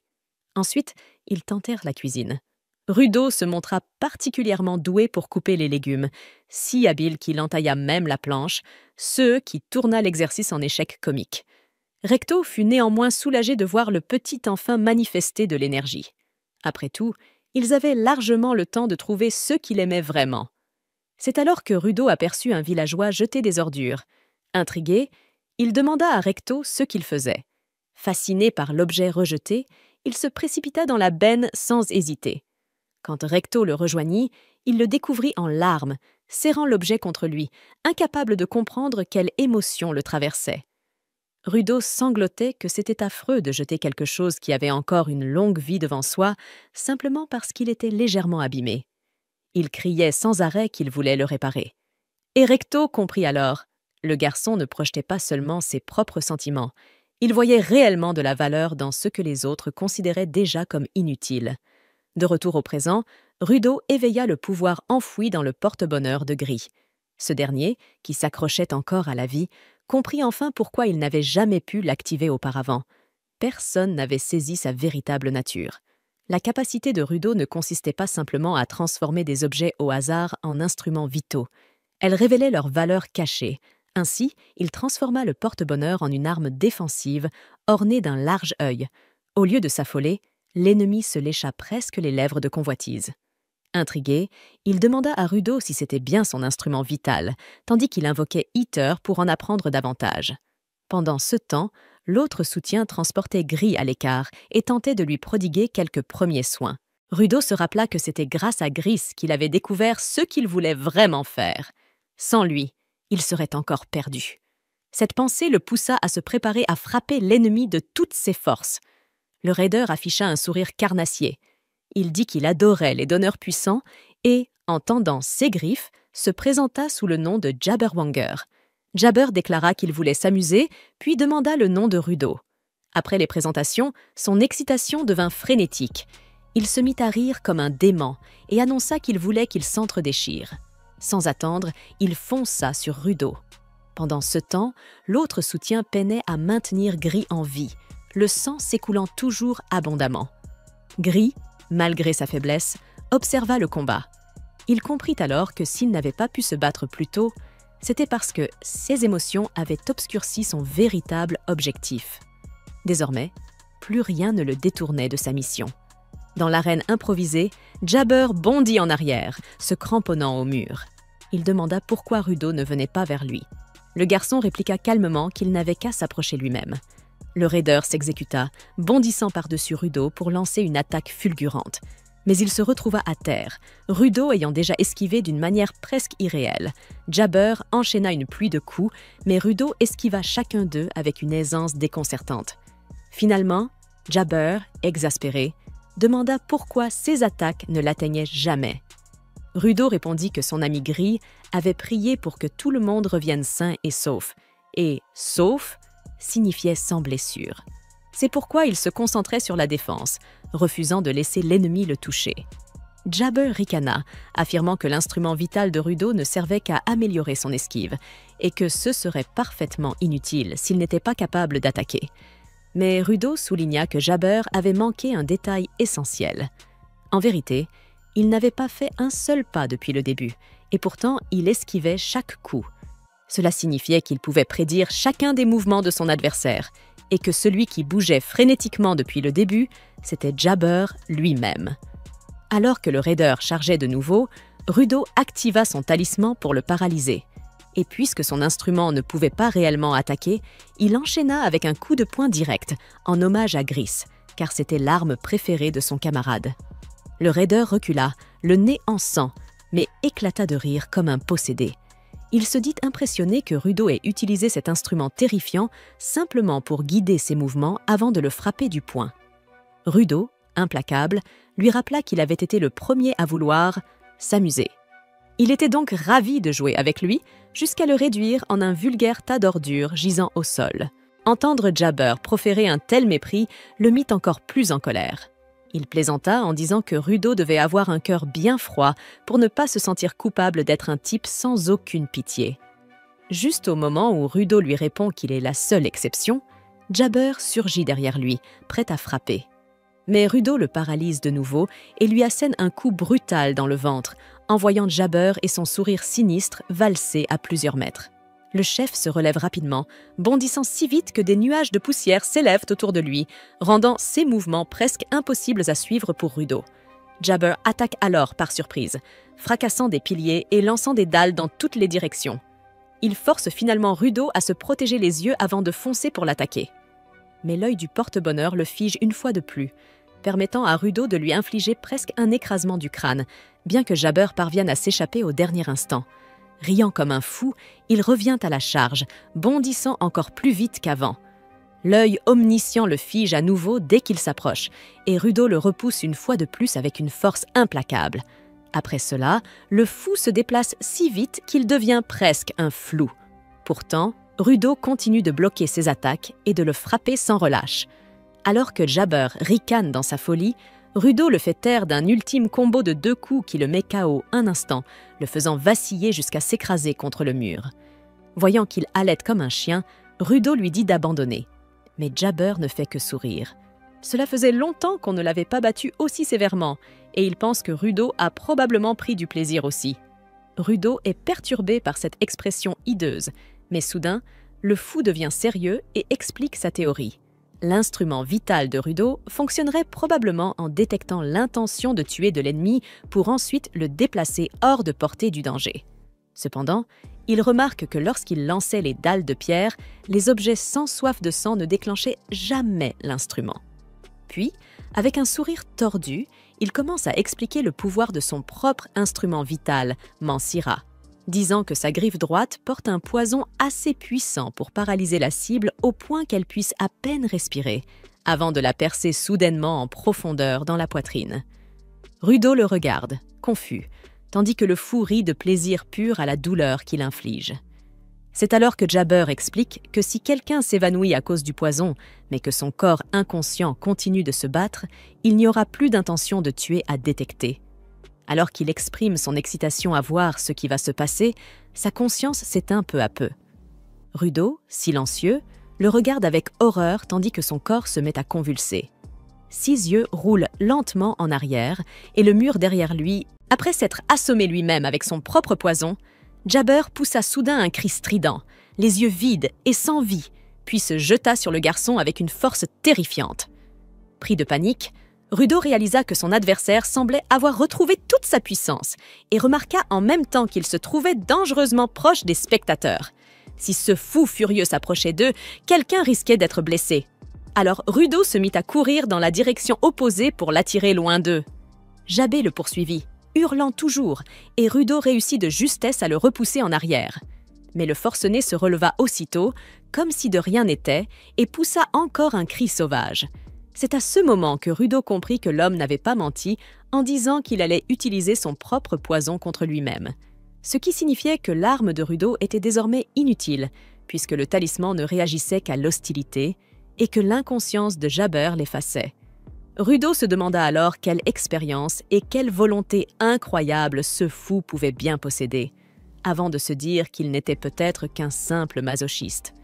Il se rappela comment certains brutes l'avaient déjà traité de masochiste en le frappant, et comment, une fois parti, il était allé directement voir son vieux pour lui demander ce que ce mot signifiait. Et maintenant, En voyant Jabber se relever encore une fois malgré son évanouissement, Rudo commença sérieusement à se demander si ce n'était pas réellement l'un de ses masochistes. Le démon fonça de nouveau sur lui, le forçant à tenir sa position de justesse et à se défendre. Le fou le dominait complètement et s'apprêtait à lui enfoncer ses lames acérées en plein visage lorsqu'un bâton surgit en tournoyant et projeta Jabber au sol. Cloué contre terre, l'homme ne bougeait plus. Rudo reconnut immédiatement l'arme, c'était celle de Zenka. Ce dernier apparut à son tour, déclarant qu'il n'allait pas se laisser abattre si facilement et ordonnant à Rudo de se préparer à combattre à deux. Rudo recula pour se placer à côté de Zenka et lui fit remarquer qu'il avait l'air à peine capable de tenir debout. Mais Zenka balaya l'inquiétude d'un geste, affirmant qu'il allait bien et lui lança de cesser de le sous-estimer. Il ajouta qu'il serait peut-être temps pour Rudo d'utiliser enfin les pouvoirs de son instrument vital, car la situation devenait critique. Rudo répliqua que le vrai problème, c'était que sa capacité ne fonctionnerait pas sur ce fou inconscient, et qu'en ce moment, il se contentait d'éviter les coups de justesse. Quand Zenka lui demanda si son instrument vital n'agissait que sur l'hostilité, le garçon resta bouche bée, surpris qu'il soit au courant d'un tel détail. Après s'être assommé lui-même avec son propre poison, Jabber poussa soudain un cri strident, les yeux vides et sans vie, puis se jeta sur le garçon avec une force terrifiante. Pris de panique, Rudo réalisa que son adversaire semblait avoir retrouvé toute sa puissance et remarqua en même temps qu'il se trouvait dangereusement proche des spectateurs. Si ce fou furieux s'approchait d'eux, quelqu'un risquait d'être blessé. Alors Rudo se mit à courir dans la direction opposée pour l'attirer loin d'eux. Jabber le poursuivit, hurlant toujours, et Rudo réussit de justesse à le repousser en arrière. Mais le forcené se releva aussitôt, comme si de rien n'était, et poussa encore un cri sauvage. C'est à ce moment que Rudo comprit que l'homme n'avait pas menti en disant qu'il allait utiliser son propre poison contre lui-même. Ce qui signifiait que l'arme de Rudo était désormais inutile, puisque le talisman ne réagissait qu'à l'hostilité, et que l'inconscience de Jabber l'effaçait. Rudo se demanda alors quelle expérience et quelle volonté incroyable ce fou pouvait bien posséder, avant de se dire qu'il n'était peut-être qu'un simple masochiste. Il se rappela comment certains brutes l'avaient déjà traité de masochiste en le frappant, et comment, une fois parti, il était allé directement voir son vieux pour lui demander ce que ce mot signifiait. Et maintenant, en voyant Jabber se relever encore une fois malgré son évanouissement, Rudo commença sérieusement à se demander si ce n'était pas réellement l'un de ses masochistes. Le démon fonça de nouveau sur lui, le forçant à tenir sa position de justesse et à se défendre. Le fou le dominait complètement et s'apprêtait à lui enfoncer ses lames acérées en plein visage lorsqu'un bâton surgit en tournoyant et projeta Jabber au sol. Cloué contre terre, l'homme ne bougeait plus. Rudo reconnut immédiatement l'arme, c'était celle de Zenka. Ce dernier apparut à son tour, déclarant qu'il n'allait pas se laisser abattre si facilement et ordonnant à Rudo de se préparer à combattre à deux. Rudo recula pour se placer à côté de Zenka et lui fit remarquer qu'il avait l'air à peine capable de tenir debout. Mais Zenka balaya l'inquiétude d'un geste, affirmant qu'il allait bien et lui lança de cesser de le sous-estimer. Il ajouta qu'il serait peut-être temps pour Rudo d'utiliser enfin les pouvoirs de son instrument vital, car la situation devenait critique. Rudo répliqua que le vrai problème, c'était que sa capacité ne fonctionnerait pas sur ce fou inconscient, et qu'en ce moment, il se contentait d'éviter les coups de justesse. Quand Zenka lui demanda si son instrument vital n'agissait que sur l'hostilité, le garçon resta bouche bée, surpris qu'il soit au courant d'un tel détail. Après cela, Zenka retomba lourdement au sol, épuisé par tous ses vols incessants, son corps entier douloureux. Au même moment, le pouvoir de Rudo s'éteignit, et le porte-bonheur de Gris se réduisit en poussière. En voyant cela, le garçon ressentit une profonde tristesse d'avoir perdu ce précieux objet que Gris lui avait confié avec tant de confiance, et il se demanda ce qu'il devait faire désormais. Alors que Zenka réfléchissait au fait que les instruments vitaux qu'il fabriquait ne duraient peut-être qu'un temps limité, Rudo se mit soudain à trembler et à suffoquer avant de s'effondrer sur le sol. En s'approchant, Zenka remarqua une griffure dans son dos et en se retournant, il vit Jabber qui, comme auparavant, s'était lui-même transpercé avec sa griffe gauche.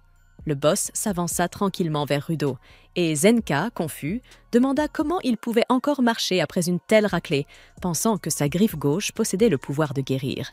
Mais Jabber expliqua qu'elle ne guérissait en rien les blessures. Elle servait seulement à effacer la douleur. Il avoua qu'il n'aurait jamais cru être acculé à ce point et remercia ses adversaires de lui avoir offert une telle expérience de combat. Il ajouta que le poison de ses griffes droites ne faisait effet sur lui que pendant une dizaine de minutes, car il y était habitué, mais que sur Zenka, il durerait environ 30 minutes. Puis il lui administra une nouvelle dose, ce qui plongea Zenka de nouveau dans l'inconscience. Le raider marmonna que si son véritable objectif, l'enlèvement, échouait, il se ferait simplement gronder. Il souleva alors Rudo et l'emporta, tandis que Zenka gisait là, impuissant, les yeux rivés sur la scène. En courant avec le garçon, Jabber pensa brièvement à ses sbires, mais les oublia aussitôt. Rudo, lui, luttait pour bouger mais n'y parvenait pas, rongé par l'inquiétude que, par sa faute, Gris et les autres aient été blessés. Souriant, Jabber bondit, mais il se rendit compte qu'ils étaient soudain dehors, et non plus à l'intérieur du bâtiment. En balayant les environs du regard, il aperçut Rio, debout, ses ciseaux à la main. Avant même qu'il puisse réagir, un parapluie vint le frapper de plein fouet et le projeta en arrière, lui arrachant Rudo des bras. Anjin fit son entrée, déclarant qu'ils avaient du nettoyage à faire, tandis que le raider gisait, assommé. Il expliqua que le bâtiment était enfoui profondément sous terre et qu'il était donc impossible d'utiliser le collier de communication pour contacter l'extérieur. Il réprimanda le raider pour avoir piégé leurs camarades dans CES souterrain afin de couper toute communication. Heureusement, les soutiens qui avaient réussi à s'échapper, dont Tom, parvinrent à retrouver son téléphone portable dans la ville voisine et appelèrent des renforts, car sans cela, personne n'aurait rien su. Tom affirma que Gris et Zenka devaient encore se trouver là-dessous et s'inquiéta du temps qu'ils avaient déjà passé enfermés, mais Anjin lui ordonna d'arrêter de se tourmenter, rappelant que CS2-là n'était pas si faible. Il demanda à la jeune fille d'emmener quelques supporters pour descendre les chercher, tandis qu'il se chargerait lui-même du raider. Jabber l'interrompit, reprochant à ses ennemis de le traiter comme un vulgaire rebut, et ajouta que tout cela, en vérité, l'excitait. Anjin éprouva de la compassion pour le pauvre Rudo, contraint d'affronter un tel forcené, et les autres cleaners, furieux, se mirent à... Anjin avertit le vilain qu'il ne compte pas le laisser s'en tirer aussi facilement, mais Jabber reste de marbre et insiste sur le fait qu'il a un devoir, ramener Rudo chez lui. Même s'il voulait s'enfuir, dit-il, ce n'était tout simplement pas une option. C'est alors que Jabber se sentit enlacé par derrière par une jeune fille nommée Chtoni, qui lui lança un regard glacé en lui disant qu'il était temps de rentrer. Il s'emporta aussitôt et lui cria de dégager de son chemin, affirmant qu'il n'avait aucune intention de repartir, pas tant qu'il n'avait pas Rudo avec lui. La jeune fille, imperturbable, fit remarquer que des renforts cleaners arriveraient d'une minute à l'autre, ce qui laissa Anjin interdit. D'où sortait-elle donc? Exaspéré, Jabber hurla qu'il ne pouvait pas s'en aller alors que l'amusement venait à peine de commencer. Mais il se tut net lorsqu'elle ajouta que leur chef arborait un large sourire. Les os de son corps craquèrent, tandis qu'il s'efforçait de briser son emprise, mais la poigne de la jeune fille était plus forte encore. Après une lutte acharnée, il finit par abandonner et adressa à tous un grand sourire niais, s'excusant de devoir rentrer alors que les choses devenaient intéressantes. Au même moment, Rio fut bouleversé de voir un homme tenant le mur derrière eux, tandis que Jabber prit une seconde pour complimenter Rudo. Il avait offert un combat remarquable pour quelqu'un qu'il qualifiait de « dweller redouté », persuadé que le garçon devait déjà sombrer dans le coma à cause du poison. Il dit à Anjin de transmettre ses salutations, mais fut stupéfait en constatant que Rudo bougeait encore malgré son état. Rudo jura que ce n'était pas fini tant qu'il ne lui aurait pas rendu ce qu'il avait perdu pour le porte-bonheur de Grise, et son esprit combatif ralluma la flamme du raider. Mais lorsqu'il aperçut le motif sur les gants du garçon, Jabber demeura surpris. Rudo possédait lui aussi quelque chose issu de la série. Il trouva cette coïncidence incroyable et affirma que son chef serait ravi d'apprendre l'existence de CS gants. En fait, il promit qu'il serait bien mieux préparé la prochaine fois qu'il reviendrait pour l'enlever et lui conseilla de prendre grand soin de ses gants avant de franchir le portail. Peu après, la bouche d'égout disparut dans les airs, laissant tout le monde interdit, tandis que Rudo se demandait en silence ce qu'était réellement cette mystérieuse série. Plus tard, l'équipe médicale arriva et Rudo se précipita vers Grise, qu'il retrouva dans un état lamentable. Son aspect fragile fit monter les larmes aux yeux de Rudo, qui s'excusa d'avoir brisé le précieux porte-bonheur. L'homme lui répondit que cela avait une grande signification pour lui, ce qui accrut la culpabilité de Rudo. Mais Grise ajouta qu'il était heureux que, grâce à cet objet, Rudo ait pu survivre. De retour au QG des nettoyeurs, Anjin s'assit à côté de Rudo, qui paraissait abattu, et lui demanda ce qu'il faisait. Rudo ne répondit pas. Alors Anjin lui dit qu'il avait entendu dire qu'il avait enfin compris comment utiliser son instrument vital, et il lui fit un petit compliment. Mais soudain, Rudo explosa, criant que Grise avait été grièvement blessé et qu'il ne savait pas comment lui faire face après tout ce qui s'était passé.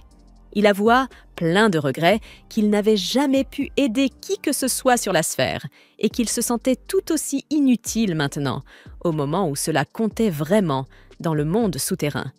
Rudo se maudit, convaincu qu'il ne parviendrait jamais à changer de toute sa vie. En l'entendant, Anjin lui répondit calmement que Grise avait été prêt à risquer sa vie pour ses camarades. Il ne l'avait pas protégé parce qu'il était spécial, mais parce qu'il croyait en lui. Puis, il ajouta qu'il devait arrêter de se plaindre et aller parler à Grise à l'hôpital. À l'hôpital, Rudo resta bouche bée en découvrant Grise en parfaite santé. L'homme l'accueillit avec un grand sourire et le félicita d'avoir éveillé son pouvoir. Rudo n'en croyait pas ses yeux et le regarda encore une fois. C'est alors qu'Anjin éclata de rire, comprenant que Rudo s'était morfondu parce qu'il croyait que Grise avait passé l'arme à gauche. Il ne cessait de tapoter l'épaule du garçon innocent, qui mourait de honte. Rudo répliqua à Grise que n'importe qui aurait cru qu'il était mort après une blessure aussi grave. Cependant, Grise expliqua qu'il avait survécu grâce à l'équipe médicale des nettoyeurs et que sa véritable sauveuse était la jeune fille timide qui se tenait à son chevet. Il présenta alors Ishia, la seule donneuse dont le pouvoir permettait de soigner les autres. En l'entendant parler d'elle, la jeune fille s'embarrassa et insista sur le fait qu'elle n'avait eu que de la chance. Anjin expliqua qu'elle était extrêmement timide et supportait mal les compliments. Grise le prouva en la remerciant à nouveau de lui avoir sauvé la vie, ce qui la fit rougir comme une tomate. Après cela, il dit aussi à Fallow qu'il ne devait pas se sentir coupable, car lui aussi l'avait sauvé de l'attaque mortelle du Raider. Ces paroles bienveillantes touchèrent profondément le jeune soutien, qui en eut les larmes aux yeux. Puis Grise se tourna de nouveau vers Rudo pour le féliciter d'avoir infligé une belle raclée au Raider avec Zanka. Enfin, il lui dit d'oublier son porte-bonheur, car il l'avait donné de bon cœur, sachant que Rudo saurait en apprécier la véritable valeur. À ces mots, la culpabilité de Rudo s'effaça, et il déclara qu'il était heureux que Grise ait survécu. Puis Anjin informe tout le monde que le combat entre les Raiders et les Cleaners a commencé, et que les Trash Beasts ne seront pas leurs seuls ennemis sur le champ de bataille. Juste au moment où il révèle qu'il a de nouvelles informations, un homme immense entre dans la pièce et annonce qu'il semble que les Raiders soient également à la recherche de la sphère. Lorsque Rudo demande rapidement qui il est, Anjin répond calmement que c'est le boss. Il faut à Rudo une bonne minute pour réaliser que le boss se tient juste devant lui. Le boss s'excuse auprès de Rudo de ne pas avoir été là lorsqu'il a rejoint l'équipe pour la première fois et se présente sous le nom d'Arca Corvus. Il explique que, même s'il n'en a pas l'air, il est bel et bien le chef et raconte qu'au départ, il pensait seulement rester avec eux pour obtenir des informations. Et si cela avait été le cas, il ne l'aurait pas gardé parmi eux. Mais il reconnaît la façon dont Rudo a risqué sa vie pour S et amis et admet qu'il a la force nécessaire pour contribuer réellement à l'équipe. Pour cette raison, Corvus l'accepte volontiers dans le groupe et lui demande de le rejoindre à son bureau où il a déjà préparé un uniforme ainsi que des informations pour lui. Lorsqu'il arrive, Corvus lui explique qu'il existe une frontière entre le sol et la sphère et que quiconque tente de la traverser est destiné à mourir. Pendant que Rudo enfile son nouvel uniforme, le boss lui raconte l'histoire d'une femme qui vivait dans la zone interdite, la région la plus proche de la frontière. Un jour, elle vit un voyageur perdu qui lui demanda ce qu'elle faisait là, et elle répondit qu'elle passait ses journées à observer les esprits tombés du ciel. Au fil des années, elle prétendit avoir vu certaines personnes capables de franchir la frontière sans mourir. En entendant cela, Rudo comprend qu'il doit retrouver ces personnes pour apprendre comment elles ont réussi un tel exploit, et enfin comprendre pourquoi il n'est pas mort lorsqu'il est tombé. Lorsque Corvus lui demande s'il compte rester ou partir, Rudo serre les dents et répond avec certitude qu'il repartira. La porte s'ouvre soudainement et Enjun entre, excité de voir Rudo portant l'uniforme. Plus tard, Rudo tente de se faufiler vers la zone interdite, déterminé à retrouver la femme et à rassembler des informations. Mais Fallow essaie de le retenir, le suppliant d'arrêter. Rudo, cependant, refuse d'attendre, car tout ce qu'il veut, c'est trouver le chemin du retour le plus rapidement possible. Anjin intervient et lui demande de se calmer, expliquant que s'il veut vraiment y aller, il doit au moins se préparer avant. Il demande à Rudo s'il compte s'y rendre sans recueillir d'informations ni tester ses pouvoirs, insinuant s'il a un désir de mourir. Anjin tente de lui faire comprendre qu'il doit connaître ses faiblesses et ses limites. Lorsque Rudo lui demande s'il l'accompagnera, Enjin répond oui et le prévient que partir seul ne serait qu'un suicide. Rudo pense alors à la fois où Enjin y est allé seul et Enjin lui explique que, hormis la chasse, les cleaners doivent également collecter des informations sur les bêtes poubelles et sur les raiders. Rudo se plaint de la manière dont des gens terribles comme les raiders pourraient devenir des givers, mais Enjin lui dit franchement que tout le monde n'est pas gentil ou attentionné.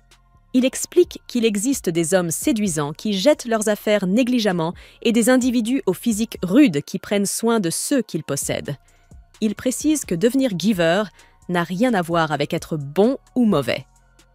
Rudo baisse la tête, sombre, se demandant s'il a fait quelque chose de mal, tout en étant incapable de pardonner aux personnes qui l'ont envoyé ici. Anjin lui conseille alors de se reposer pour la journée. De retour dans sa chambre, Rudo s'ennuie à mourir et souhaiterait pouvoir faire quelque chose d'amusant, comme plonger dans des poubelles, lorsque Ryo surgit soudainement et lui propose avec enthousiasme de lui faire visiter le QG. Elle lui montre la salle de sport, la cafétéria et même les toilettes des hommes pour une raison quelconque, avant d'expliquer que, même si l'endroit semble délabré, les gens ici lui donnent vie. Mais Rudo réplique que la vie sur la sphère était bien plus animée, racontant qu'il passait chaque jour à sortir avec Recto, combattre les trésors et les déchets et se faire réprimander par la police. En entendant cela, Ryo lui dit qu'il y a ici plein de gens qui seraient ravis de le réprimander aussi, puis change de sujet pour parler de nourriture. Rudo est choqué lorsqu'il entend Ryo parler de sucreries, car c'était quelque chose que seuls les riches pouvaient se permettre. Mais Ryo se vante qu'ici, eux aussi ont les meilleures friandises. Peu après, les yeux de Rudo s'écarquillent presque lorsqu'il aperçoit les bonbons brillants que les nettoyeurs achètent à des gens appelés les viandeurs. Il confie à Enjin qu'il n'en a jamais goûté de sa vie.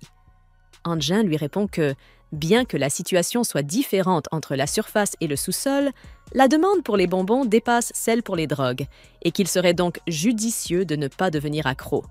Pendant que Ryo bave devant une assiette entière de douceur, Enjin explique que les viandeurs recrutent des cuisiniers de premier ordre, ceux qui rendent leurs bonbons encore meilleurs que ceux de la sphère. Ensuite, Ryo tente Rudo pour qu'il goûte, et celui-ci porte lentement un morceau à sa bouche, tremblant d'excitation. À ce moment-là, l'âme de Rudo semble presque s'élever au ciel et il commence à dévorer les bonbons comme le Cookie Monster, tant ils sont délicieux et ses mains bougent toutes seules. En voyant cela, Enjin lui dit de ralentir, sinon il va prendre du poids. Mais ce qui le fait vraiment s'arrêter, c'est le regard glacial d'un enfant qui suce sa tétine. Ce regard fait se demander à Rudo si l'enfant ne lorgne pas lui aussi ses sucreries. Il se force donc à lui tendre une sucette, mais l'enfant la lui frappe des mains et lui ordonne impoliment d'en donner une autre, ce qui énerve fortement Rudo. Plus tard, Senka surprend une conversation entre Enjin et Ryo à propos de l'addiction aux bonbons de Rudo, mais décide d'ignorer la situation, jusqu'à ce qu'une boule de graisse sorte en se faufilant par la porte devant lui. Il hurle qu'il y a un intrus pour réaliser qu'il s'agit de Rudo diabétique. Le lendemain, dans la salle d'entraînement, Rudo peine lors du test pour vérifier s'il peut utiliser son pouvoir à volonté et se demande pourquoi il n'y parvient pas, même après s'être habitué. Senka lui apporte alors un tas de déchets et lui dit de choisir ce qu'il veut pour réessayer. Rudo prend un morceau de métal triangulaire et y injecte son pouvoir. Et cette fois, ça fonctionne. L'objet grandit légèrement. Enjin admet que Zanka avait peut-être raison et lui donne du crédit en tant que mentor. Zanka suggère ensuite que Rudo essaie d'armer plusieurs objets à la fois, et à leur grande surprise, ça fonctionne. D'abord avec une théière, puis avec une poupée. Mais au moment où Rudo sort le troisième objet, son nez commence à saigner et il s'effondre par terre. Anjin souligne que la même chose s'était produite auparavant, lorsque son nez avait saigné, ce qui signifie que les gants sont peut-être de si bonne qualité que son corps ne peut pas les supporter. Il explique que plus quelqu'un prend soin d'un objet, meilleur il devient et plus de puissance il peut contenir. Il ajoute que, en plus de la puissance, la capacité reflétée dépend également des pensées et de l'expérience de l'utilisateur. Zanka suppose que Rudo a dû s'occuper de ces gants depuis l'enfance, ce qui expliquerait leur qualité, bien qu'il se demande toujours s'ils pourraient réellement peser autant sur son corps. Cette pensée le rend mal à l'aise et il commence à réfléchir à des objets vraiment sérieux. Rudo rétorque que si cela est vrai, pourquoi les objets qu'il arme finissent toujours par périr, alors que ceux qu'il vient de créer restent intacts. Il suggère qu'il pourrait y avoir une limite de temps sur ces derniers. Ryo prend alors la parole et dit que cela pourrait être parce que ces objets n'avaient aucun regret. Elle sourit et explique que son pouvoir semble tirer la valeur maximale des objets jetés. Puisque Rudo les utilise à nouveau, ces objets accomplissent leur but, et Zanka approuve totalement, rappelant que le talisman s'effrite dès que Rudo ressent un soulagement après le combat. Anjin précise que Rudo n'a jamais brisé le talisman de Grise ni aucune arme qu'il fabrique, mais qu'il exploite ceux qui restent et pousse leur valeur au maximum. En regardant ses gants, Rudo comprend que son pouvoir n'a jamais été destiné à détruire les objets dès le départ. Ryo exprime ensuite ce que Zanka pense. Le raider affirme que ces gants font partie d'une série, ce qui leur laisse croire qu'il pourrait y en avoir d'autres semblables. Alors que Rudo se demande pourquoi, Ryo suggère de leur donner un nom, puisqu'ils ont déjà nommé les leurs, et Anjin acquiesce. Pendant ce temps, Kfomni et Jabber retournent auprès de leur chef, qui commence à parler sans arrêt d'un hôtel du désert, d'une série d'équipements et d'une série de gardiens.